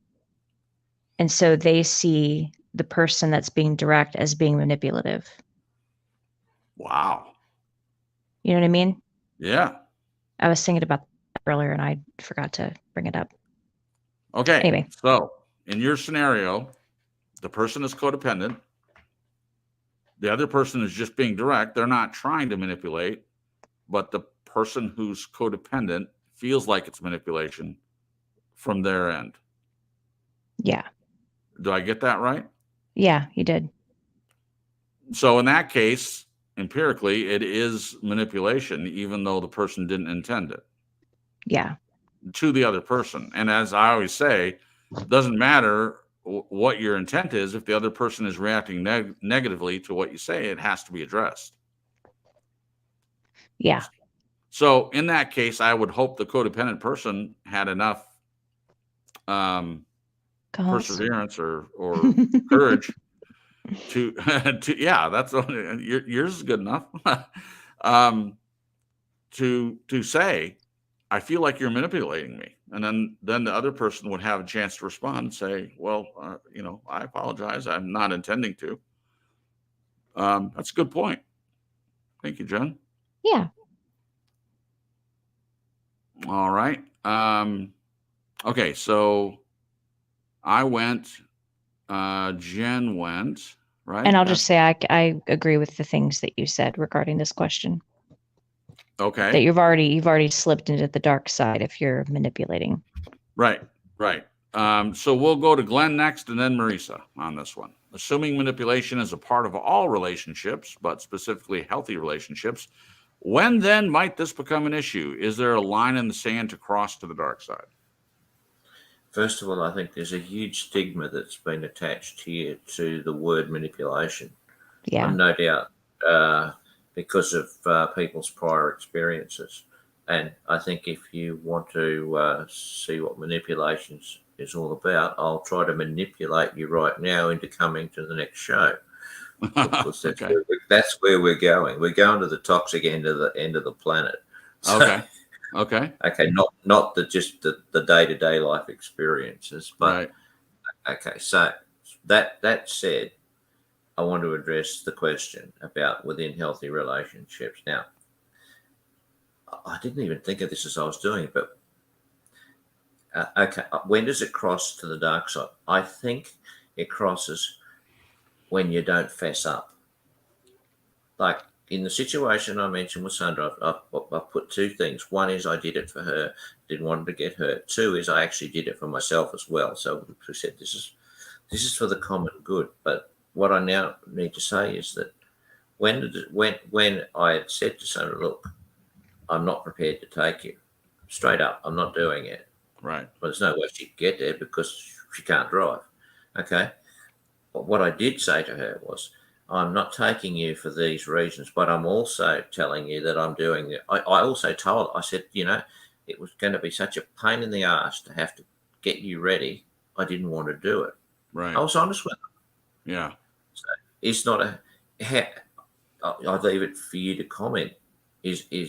Was that if I hadn't said that, fessed up, does that sort of start to work towards the line of crossing the sand where you just don't admit that what you've done? Right. That's a good point. Yes. When you don't fess up, that's totally unhealthy, and it is dark in my opinion. But when you do admit it after the fact, let me ask you this. When you did that, did you know then, while you were coming up with your plan, knowing that you did not want her to get hurt, but you also were doing it for you, did you see it then at the time while doing it as manipulation? The truth of it is, I think I saw it. Okay. I knew what I was doing. Okay. I mightn't have wanted to think about that I was doing it, but inherently I knew I was doing it. I knew there was something in it for me if Sandra didn't leave the house. Okay. Absolutely. And a follow-up question. Do you think most people that manipulate know that they are manipulating? Not necessarily. Okay. Not. I think a lot of people do it because that is an intrinsic part of either the role models they've been set, their nature. I mean, it could be for a variety of reasons. I mean, you guys would know far more than I would because you've been exposed to that really dark side of the force. Yeah. Like particularly Inez and yourself. The three of you have had experiences that I have not had, so therefore I'm not qualified to speak.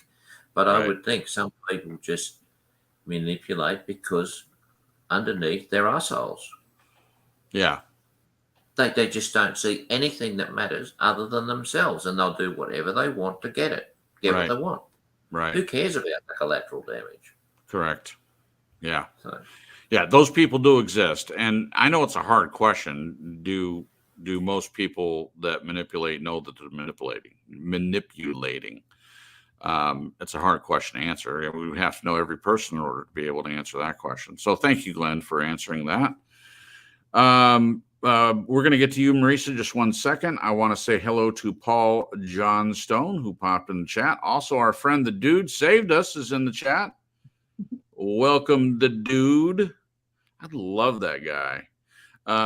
We're glad that you're here. And just real quick, he says, honest persuasion equals healthy. However, speculative persuasion equals unhealthy. Politics are the masters of speculative persuasion. Right. So you're saying that speculative persuasion, you're not even using the word manipulation. So you're using the word persuasion. Honest persuasion is healthy, you're saying, but speculative persuasion is unhealthy, meaning planned, thought out. It's kind of like Marisa's example, one of them that she read, the speculative persuasion, that fits in. Thank you, the Dude, for your comment. We really appreciate it. And Jen says, I wanted my parents to be proud of me. I've been angry that they haven't been. I tried to manipulate my anger to propel my creativity to then get from my parents the "atta girl" I've been wanting. Ugh. Yeah, but thankfully you're at a completely different place now. Yeah. If you read the next comment. Oh, sure. The next comment. Using anger. Yeah, using anger to create did not work for me. Forgiving them did. My creativity has exploded. Boom. It sure has. Wonderful. Also, look who's here. Wisconsin Greg. Hi, Wisconsin. Thanks for coming. Hey, Wisconsin Greg. So Wisconsin Greg is another one of Marisa's peeps, I believe. Is that correct, Marisa? That's very true, yes. Yeah, they were at the broadcast last night, which is available on Nez Lever's channel. If you have a chance to go over there and visit her channel, please do like, subscribe, and share. There you go. See, I'm getting better, Marisa. Yes, you are. I was manipulating you for an attaboy. Oh, here's your validation. Good boy. Who's the good boy? Who's the good boy? Me. All right. So Glenn answered. Marisa, you're up next. Assuming manipulation is part of all relationships, but specifically healthy relationships, when then might this become an issue? Is there a line in the sand to cross to the dark side? What do you say? I think everybody knows, especially in a healthy relationship, if what you're doing and what your motives are good or not. And to answer the other question that was brought up, can someone manipulate without knowing they're doing that? I suppose certain things that people do innately or just naturally without thinking about it can result in manipulation. But ideally, I think the person doing the manipulating most of the time knows exactly what they're doing. The nature of the word manipulate is to move and to set things in motion to get a desired result. Therefore, you have to be aware of what you're doing. Right. Cool. Thanks, Marisa. All right. We've got 3 questions left. We're almost at the top of the hour, but I'm so into this particular write-up. And so I don't want to save it till next week because I'm sure next week will have its own topic. So let's just move through these. Next one, do you think we tend to reciprocally manipulate those who have identified, those we have identified as being manipulative towards us? And I'll answer this question first. Yeah, I have done this. I feel like both of my parents in different ways have been manipulative toward me. And honestly, as Glenn was saying, this is I'm paraphrasing what he says, but we learn from other people, and I definitely saw them doing it. It doesn't make it right, but I did it back. To give an example, my mom always had a list of things. She always wanted me to do stuff for her. And sometimes it was paid, sometimes it was unpaid. And she would say, well, you can't go anywhere until you mow the yard. And then so I would start thinking of ways to get out of mowing the yard and still go out with my friends. That's just an example. So I wouldn't lie, but I would look at the weather and see if it was going to rain. I would say, well, it's going to rain, blah, blah, blah. The wet grass clumps all over the place. Not a good idea to do it today. I'll do it tomorrow. Now, that oftentimes didn't work, but I tried it. So I can definitely, looking at myself, at least in the past, I can definitely see times with certain people that manipulated me that I tried to do it to them. Again, not saying it was right or good or that I'm proud of it, but yeah, I have to say that I have done that. And I'll add to that. See, again, it comes to this: if it's direct and open, if it's overt, it's hard for me to call it manipulation. But I have had certain friends that would manipulate me to try to do something they wanted me to do that I didn't want to do. And I think most people just call it peer pressure. And a lot of times it was trying to get me to do something I didn't want to do, like get me to do drugs that I didn't want to do. Or, stay up late when I was supposed to be home at a certain time. That's not too much of a stretch because I didn't want to go home when I was supposed to anyway. But I also didn't want to get in trouble. And sometimes I would give in to the manipulation, knowing it was manipulation, at least by the definition that we're talking about here, not my own definition. Because again, I keep sticking to this. If you're being direct, if a friend is saying, hey, I want to go to the midnight movies, it starts at 12, you're supposed to be home at midnight. Let's go ahead and blow it off and do it. I mean, that's direct, not necessarily manipulation. But my answer to this one is yes. If someone is manipulating us, I would think that we would manipulate them back. It's almost like, well, you got the green flag to go ahead and do that since they're doing it to you. That is human nature, in my opinion. Someone does something to you, we want to do it back. As Marisa said earlier, vengeance is mine, saith the Lord. Vengeance, especially if someone does something horrible to us, a lot of times it's our human nature to want to pay them back. So why would it be any different with manipulation? I would assume that it is. What do you think, Jen? Do we tend to reciprocally manipulate those we have identified as being manipulative towards us? Yeesh. It's a tough question. I would like to say no, but I can't.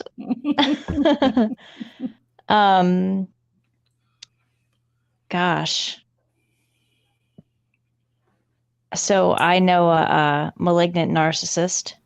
Yeah. And somebody that I've worked for. Right. And have noticed manipulative tactics. And I'll admit that I've played into their ego to manipulate them into being in a good mood so they don't freak out on me. So yeah, I guess you could say a yes to this one. Oh, well, to interrupt, Jen, I see your comment in the chat, which was, what about asking your dad things after an Envoy concert? That's a good point. No, that's a good point. Technically, that was my mother that came up with that. Again, lead by example, Mom. Yeah. Again, she knew him very well, and if I needed something, she would say, well, doesn't he have a concert this weekend? I was like, yeah, he's going to Wisconsin. He's gonna sing at Greg's church. So wait till he gets back, because traditionally what would happen, and my dad, when he would go on a singing trip, usually when he would come back, 9 times out of 10, he was in a much better mood Don't ask me why. I mean, I have my theories, but obviously singing is something that my dad loves. So he's doing what he loves, and he gets to be on a bus, which he loves, and he gets to stand up in front of a group of people and get attention, which he loves. So all those things, I would assume that his attention tank was full. So when he would come back, that was the best time to ask him to do things. And I am guilty of doing that. I absolutely am. Now, I haven't done that in a long time, but I have in the past for sure. Thank you, Jen, for calling me out on that one. That's what I'm here for. I'm here all week. You are. I'm glad you're here all week. Glenn, what about you? Do you think we tend to reciprocally, love that word, by the way, manipulate those who we have identified as being manipulative towards us? What do you think? Absolutely. And I think just remembering what Jen said about her situation, I mean, the manipulation is self-manipulation. We're talking the bad situation.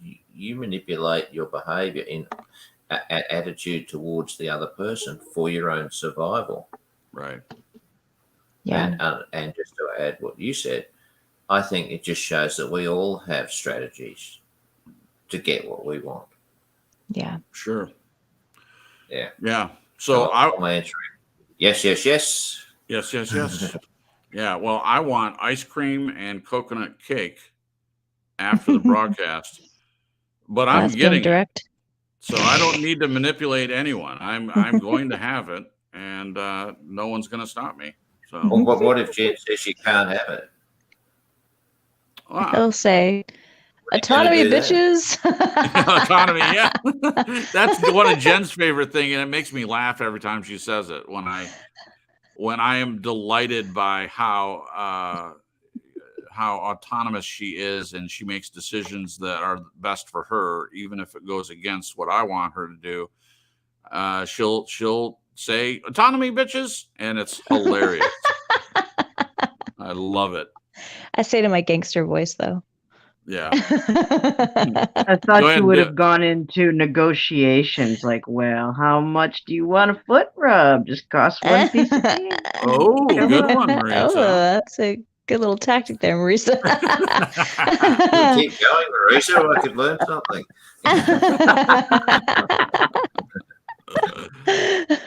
Oh, I love it. Oh, so Glenn awesome. says yes. Marisa, what do you say?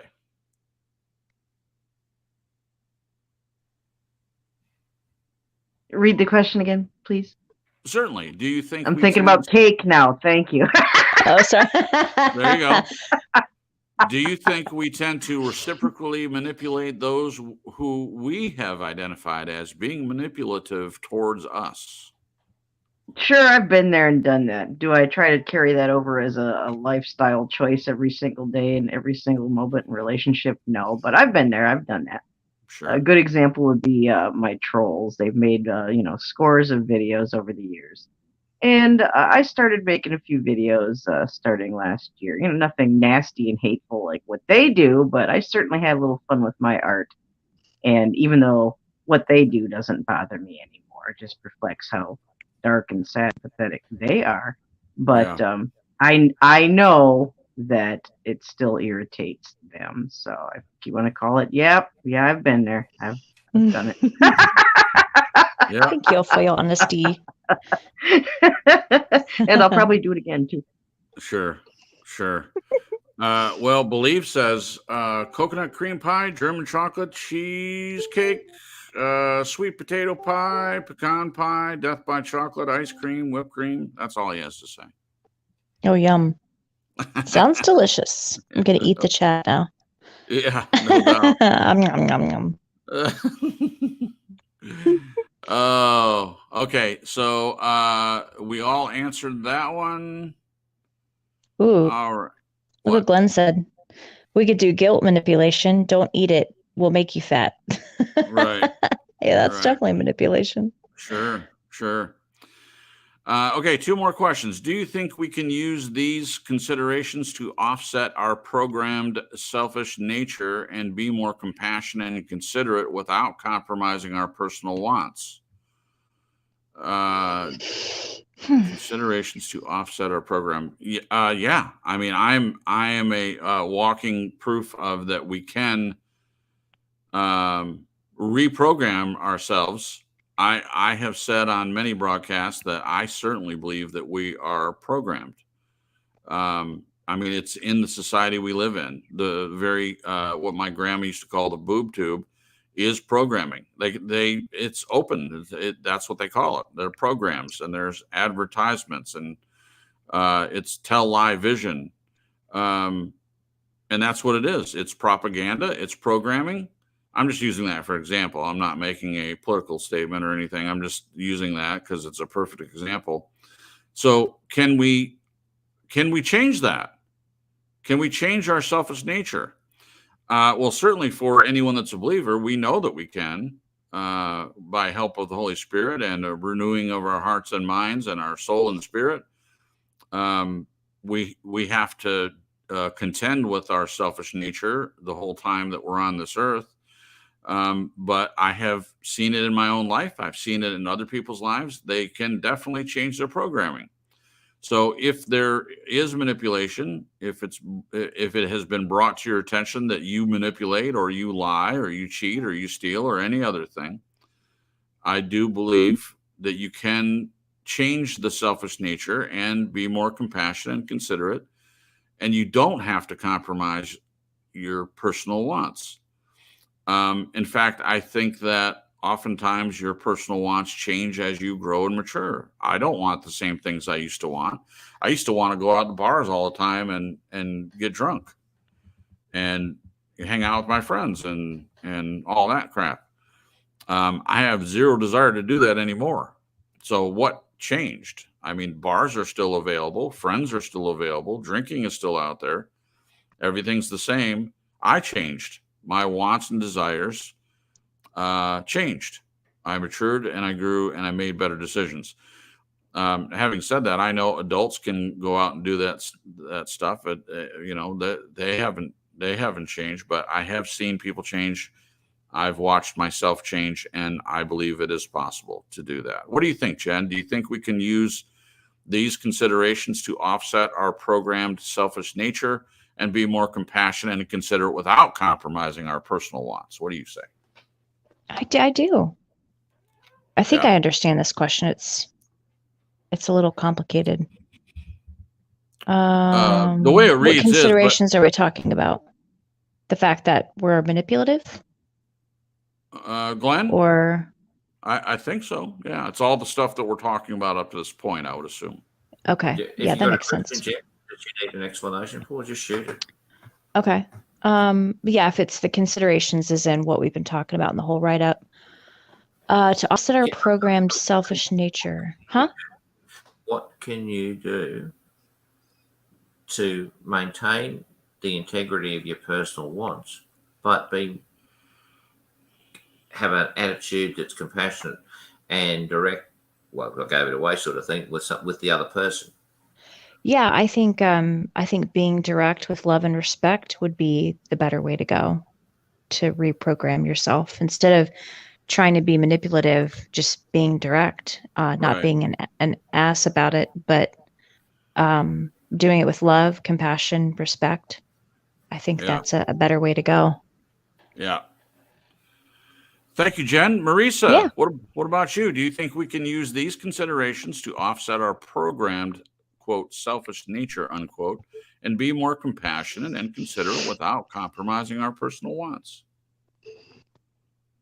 Certainly, if in those healthy relationships we're truly wanting healthy communications, healthy foundations, and we're being honest and transparent, then the other person is going to know if you're full of shit or not. There really is no point in trying to, manipulate or you know what I mean. I think if you're putting the other person's needs into consideration, then I think that offsets the whole point of manipulation. I think consideration is a better way to go. And the other person will certainly, out of consideration for you and not manipulation, will most certainly concede at some point. Glenn brought up a good example.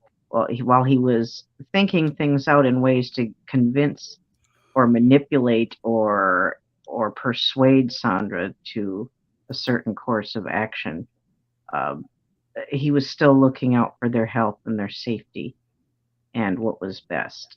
And to go out in that dangerous type of driving conditions wasn't good for anybody. Right. So I think even when you think like that with Glenn doing that with Sandra, he wasn't trying to just be a lazy ass and not do anything for his wife or not give her anything she wants. Right. So I don't think it was a negative form of manipulation. He played his cards, certainly, but he did it well, and he did it with love. I think if our motivation is love, then that kicks any negative manipulation right square in the balls. So. Nice. Nice. Thank you, Marisa. All right, Glenn, you're up on this one. Okay, I'm 100% on board with what Jen said because she said, because why do we manipulate in the first place? We don't think we will get what we want or need if we ask directly. I think that is the 100% key to this situation, is that people don't ask for what they want because they fear the answer no. Right. But don't you think that that's inconsiderate to someone to not ask them for what you want? I And have do. them trying to second guess what you want. That's just, as Nez said, that's just bullshit. Yeah. Just fess up, ask for what you want, Yeah. and be prepared for whatever answer comes back, even if it's not the answer you want to hear. And then all of that disappears. It's all gone in an instant. There's no selfishness, nothing. You just ask straight up, bang, done. Right. There you go. That's why I think what I was talking about, what my mom said was, ask for what you want. They can say no. That's it. It's so simple. It's such a simple sentence, but it prevents, if you're being direct, it prevents you being manipulative, even by accident. In my opinion, you're being direct. You're asking for what you want. I say to Jen, I want cake and ice cream. You know, I mean, if she's in charge of me, then she can say no. Which I'm not. Or which you're she not. can say you can have cake and ice cream if you do this and that. Is that She manipulation? Sure it is. Ooh. But she doesn't have to do that. Again, this brings up the subject of negotiation. Is negotiation manipulation? It most certainly is, isn't it? But it can have good intent with good results. Especially if both people get what they want. Yeah. I love it. Exactly. You saw, Ned, did you see your face then? That was a bit sly. I saw it. That was a manipulative negotiation look if I've ever seen it. Oh no, Glenn, you're triggering me. I require validation. Bugger off. Go take a piss. I love you, Glenn.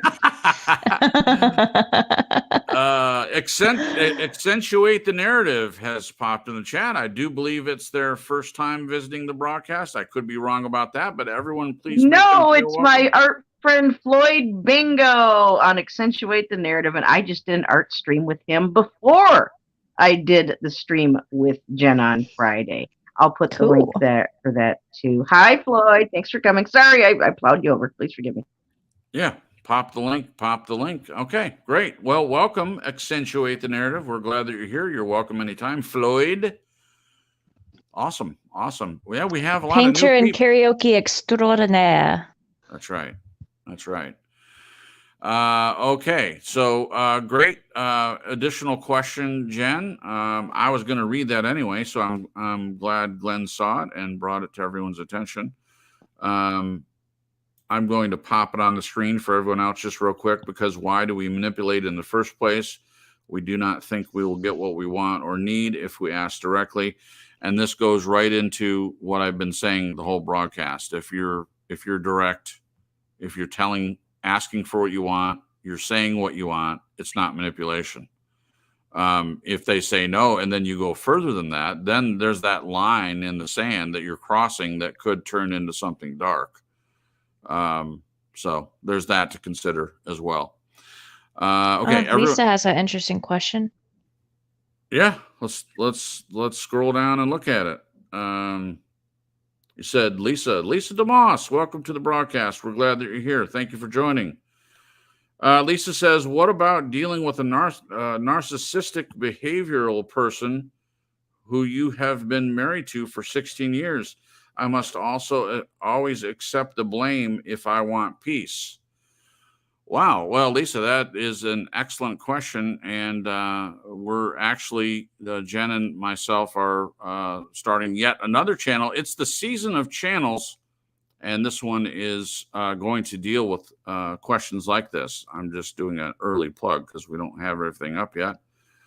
But you know, in narcissistic relationships, it's a very complicated thing. It's not something that we could, you know, figure everything out in one broadcast.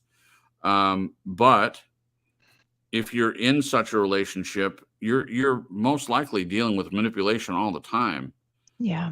And it's a bad situation to be in. And it's survival mode. Accepting the blame because you want peace is survival. Yeah. Now it could still be looked at as manipulation, but to survive, is that bad? I mean, it's bad for you. It's not healthy for you to be accepting all the blame. Yeah, it's not healthy. But Jen, you're absolutely right. So it is survival, and to me, it falls into the same category as the Nazis and the protecting Jews. You know, Yeah. it's either for someone else's survival or your own survival. And I don't know if there are kids involved. You don't have to say whether there are, but a lot of times keeping the peace, especially if the person's violent, you know, you do what you have to do to get through it. Yeah. So again, other people may call it manipulation. I like what Jen said. It's survival. It's not a good situation either way, Lisa, and I'm sorry that you're in that place. Anyone else want to answer Lisa's question or statement rather? No?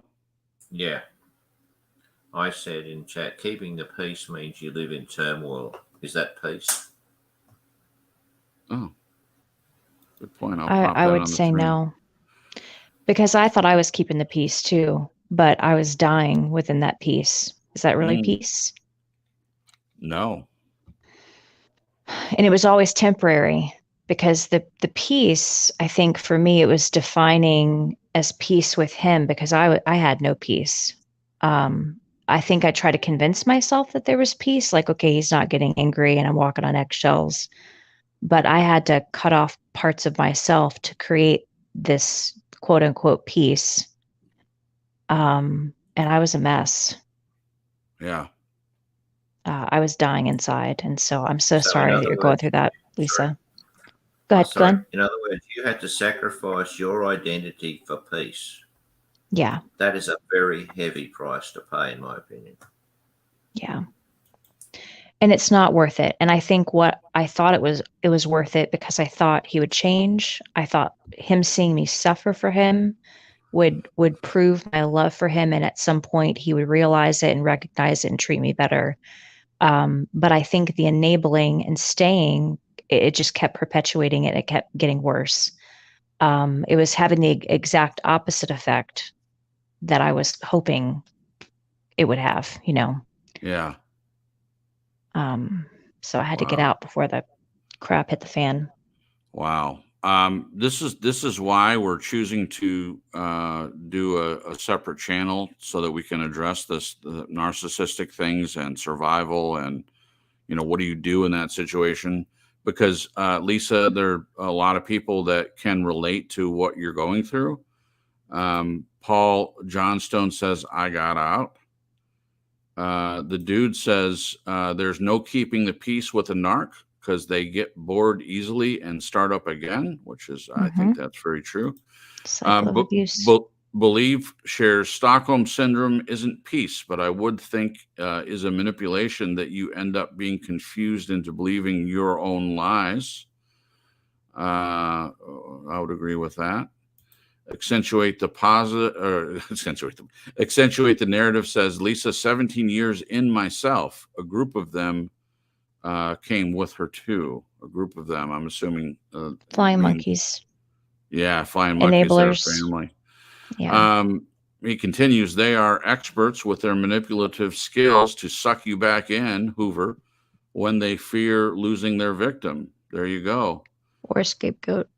Yeah. Lisa says, sorry, didn't mean to bring anyone down. Just needed to let some out. No, you didn't bring anyone down, Lisa.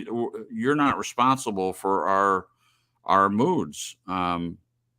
This is what we do. When people come in the chat and they bring up a topic or they ask a question, we try to address it. And so we're glad that you asked the question. Again, this is more proof to us, to Jen and myself, certainly, that there is a need. There are plenty of channels out there that address this in different ways. I just think we have a different approach, and our desire is to help people. And that's what we're doing on TSL. Ultimately, we hope that you guys benefit from these questions and the answers and the write-ups, and hopefully you laugh a little bit as we laugh at each other and laugh at ourselves, and hopefully that you get some enjoyment out of that. But at the end of the day, we hope that someone benefits from that. Hopefully you ask yourself some of these questions. So Lisa, please feel free to share anything in the chat, and we're glad that you're here, and we're glad that you shared, and we hope that you come back. Okay. Yeah. Even if it's heavy, we're a group of people that mixed beliefs and stuff, but we love the deep stuff. We don't mind the heavy. It's a part of life, and sharing is a part of your healing. Yep. It's a big part. Yeah. We disagree sometimes on certain things, but this is what we're talking about right now. We all agree on that. You can bring up whatever you want, and all four of us will be happy to answer, and happy that you're here. Okay. Yeah. All right. One more question. Let's finish up. Did everyone answer that one? I think we did, about the program and selfish nature. Okay. So. Yep. Yeah, I was just saying, I think so. Yep. Thank you, Jen. Glenn says in the write-up, granted, these are the questions we rarely ask ourselves. They're tough. I would agree. Last question. I do wonder with this topic whether it sets up a premise for being very cynical about relationships. Maybe it is just acceptance of human behavior, a question of degree and the motivation behind it all. What do you think? I think if we're talking about all people are manipulative, then yeah, that makes me feel pretty cynical about relationships if I believe that. I do agree that we start out with the possibility of being manipulative. It is part of human nature. I don't disagree with that. I just don't think everyone ends up being manipulative, and I don't think that everyone that other people label as manipulation is manipulation. But yeah, to be cynical about relationships, I've been in that place after my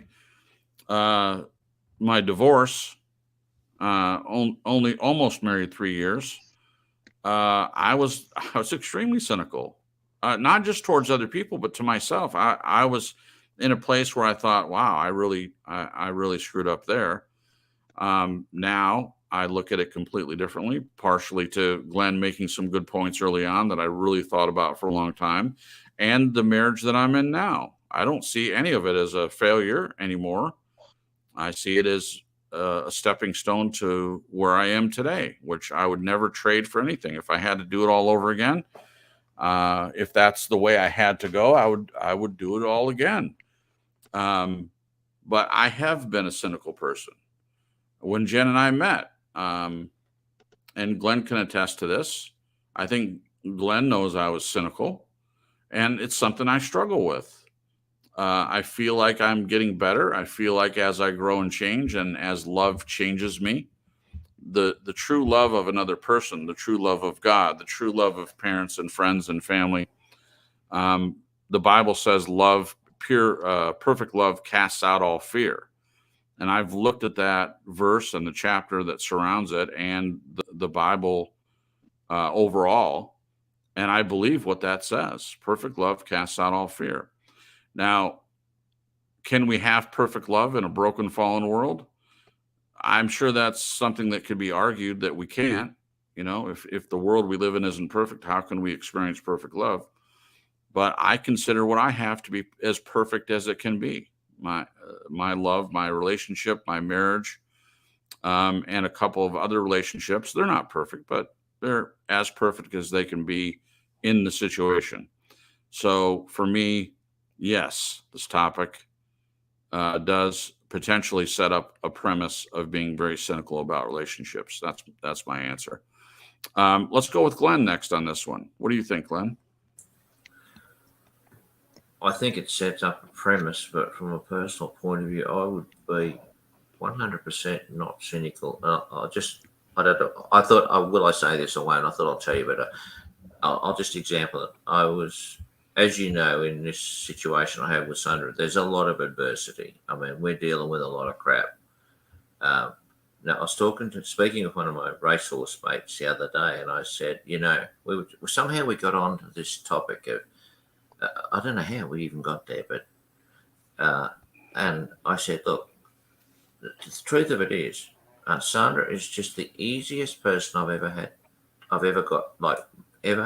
anything to do with. She's an absolute delight, and I feel so privileged to be with her. Uh-huh. He said, you never speak like that. I said, you know why? I said, I don't really like saying it because I know there's a lot of other people in situations where if I say that, they're going to cringe. Right. And I say that I don't want to do that. I don't like doing it because just simply some people don't want to hear it.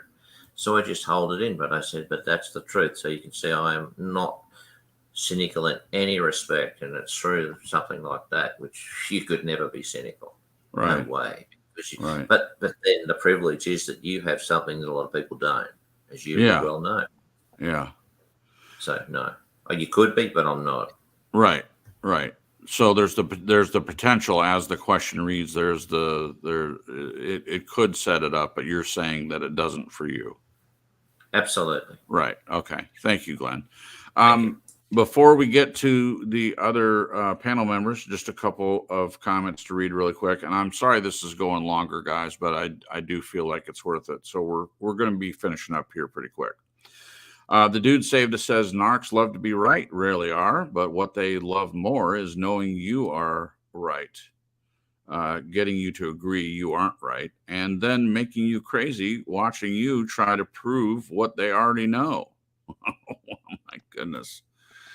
Accentuate the narrative says, in my case, absolutely yes. Cynical behavior as a result, although I don't have too much faith in humanity any longer with what I witness and on a daily basis, absurdity is out of control. Wow. Yeah. And then the dude says, I dropped into cynicism before because I forgot to be grateful for the things God already gave me. I didn't even know I slipped into cynicism until God awakened me to it. Thank you guys for your comments. And dude, I can certainly relate to that when I was talking about being cynical. I guess the only difference is I knew I was cynical and I didn't do anything to change it until God pointed out to me he used other people to do it. But yeah, it definitely, thankfully changed who I am and is continuing to do so. So thank you. Okay. Jen, what about you? Does this premise, all of this topic that we're talking about, does it set up a premise for being very cynical about relationships? What do you think? No. You mean like moving away from manipulation? Or the fact that manipulation exists to begin with? I think it's just everything that we're discussing about manipulation, the whole topic of manipulation. Does it set up a premise because you're aware of it, because you're aware of manipulation is part of human nature and that so many people use it? Does it set up? I think it could. Yeah. I think it could, but it just depends on your outlook. Like for me personally, I'm very aware that people manipulate. And some are really good at it and some do it with nefarious intentions. Mm-hmm. I think being aware of it and what it looks like is good. Yeah. Knowing that you don't have to participate, whether it's within the manipulation in a conversation or a relationship, someone that's very manipulative. Right. And just knowing that there's people out there that don't do that with nefarious intent or conscious intent. Right. That they are out there. You just have to look for it and be aware Right. of it, and look for people that are going to be direct with you. Right.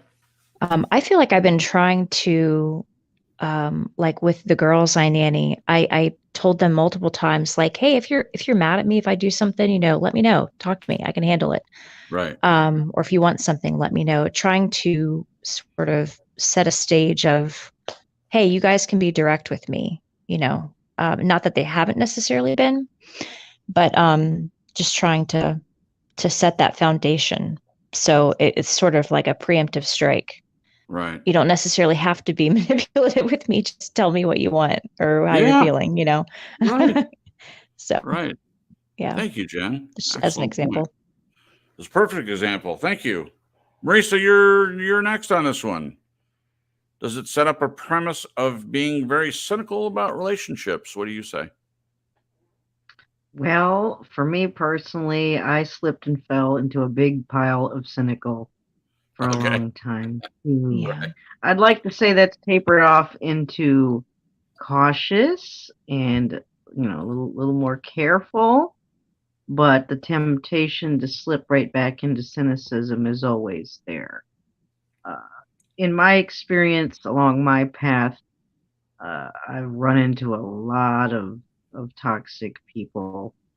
And so my personal outlook for most of humanity really isn't all that good.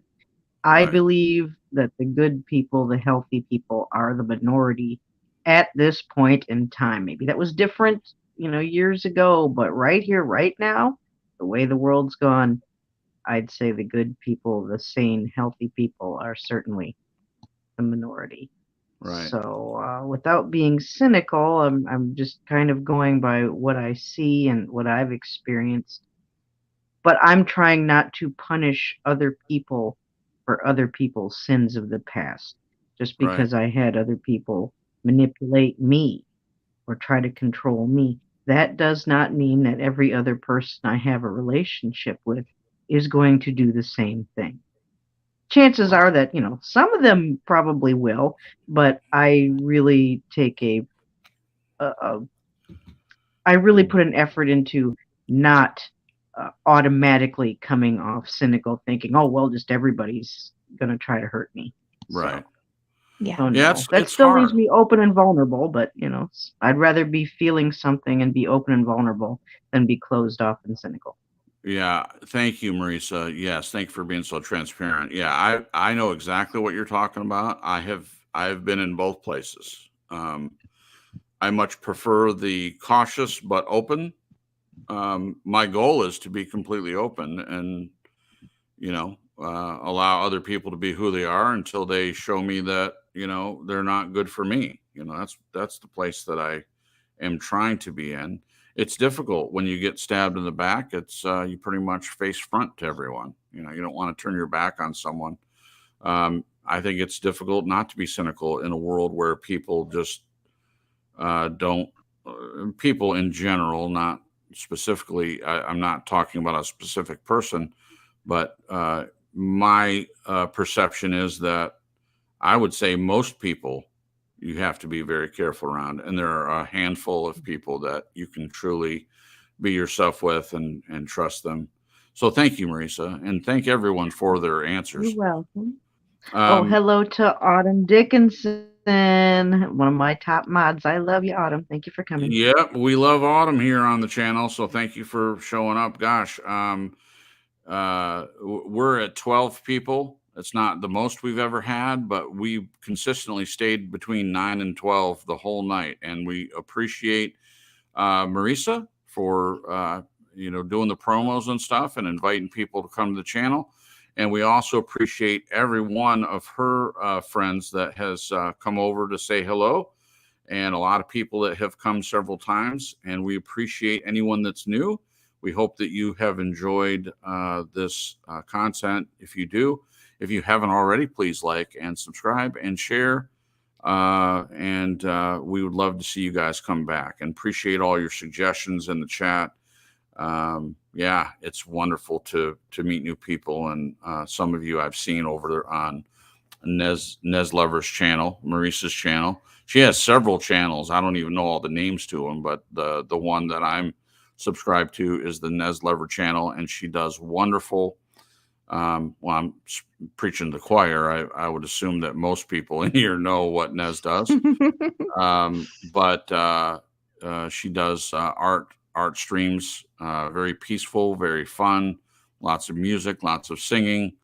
It's really, really great. I enjoy it. And Jen has been doing that with her, so it gives me even more of an incentive to be a part of that. And I'm hooked. So if you haven't been over there, please do that. Okay. In the write-up, it says, next week in part 2, the art of detachment. We look at examples of manipulation from another aspect, deliberate manipulation to control another. Why are so many people seemingly invested in being manipulated? Add to that another, how? How might these chains be broken? How might internal trauma and emotional distress, etc., become a thing of the past? To close, a relevant quote that leads us to next week. Quote, no one can manipulate anyone else. In any relationship, both parties know what they are doing, even if one complains later on that they were used. Pueblo coelho. There we go.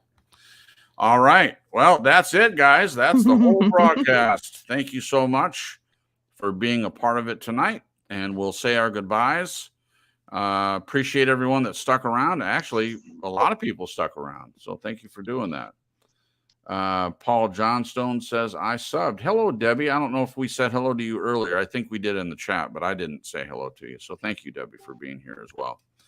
All right. So join us next week for part 2 of this topic, the art of detachment. And we just appreciate everyone. I'm going to say my goodbye to everyone. We hope to see you next week. We hope the week coming up is the best one yet for you. Hope that you're in a place that's not as hot as where it is here, how hot it is here. And hope that everything goes well with you. And we will see you next week. Jen, take a minute to say goodbye. If you have any closing comments, please give them. This was a fantastic discussion. Thank you. This is me. I don't know if you're still in the chat, but thanks. And thank you, Glenn, for taking her suggestion and running with it and coming up with some really, really mind-altering questions, which is my favorite. Really challenging, really self-challenging, and I like that. I think it's good for us to kind of be introspective and pose some questions to ourselves that we don't normally pose. And the discussions are great within the panel members and even in the chat. I'm just so tickled to death that the chat just was really involved and sharing and their opinions and experiences. And Lisa, we're definitely thinking of you, and Jason, I'll be praying, Nez too, and just be encouraged. And you have people here that understand what you're going through and some support. So feel free to come back and hang out with us. Please Good night, guys. Have a great week. Glenn, you're up. Please say goodbye to the peoples, and if you have any closing comments, please add them. Yeah, I'll say good night. Now, I want to end on a positive note. For you, Crips, I just want to say that before I met your mother, I was extremely cynical about relationships, but just one experience of love with someone you really care about can change everything. I was never cynical for 1 second ever again. Wow. So, wow. Thank you, Glenn. Thank you. I really appreciate that comment, and I completely agree with everything you just said. I have experienced it and am living in that. And knowing myself in the past and knowing who I am now, and there's a huge difference. And all of that is because of the love of a very important person, and it has changed me. And so if you're listening to this right now, I hope that you find someone like that if you don't have that already. And a lot of times we talk about relationships, and Marisa hasn't said this, so I'm not trying to put her on the spot, but she isn't in a relationship right now, and she has commented on that. And I just hope for everyone that they find a healthy person that loves them completely. And as Glenn said, not everybody has that. So I need to be more careful, that I understand, because I was in that place for most of my life. Most of my life, I didn't have that. I had family and friends and things like that, but I didn't have anyone that I felt knew me 100%, loved me 100%, and was willing to be with me. And so it's easy if you have that to forget. I haven't forgotten. It's just not something I think about as much anymore. So if you're not in a healthy relationship, I definitely will be hoping that you're able to find that and have that, because as Glenn said, it changes everything. I'm paraphrasing what he said, but that's the way I see it. Okay, Marisa, if you will say your goodbyes, and if you have any closing comments, please share them and close us out, please. Thank you, everybody, for being here tonight. Thank you to everybody who watches the replay and who shares it out on your social media. Thank you so much. Remember, next weekend, Glenn is at it again, continuing this incredible conversation, talking about manipulation, and I'm looking forward to that second installment.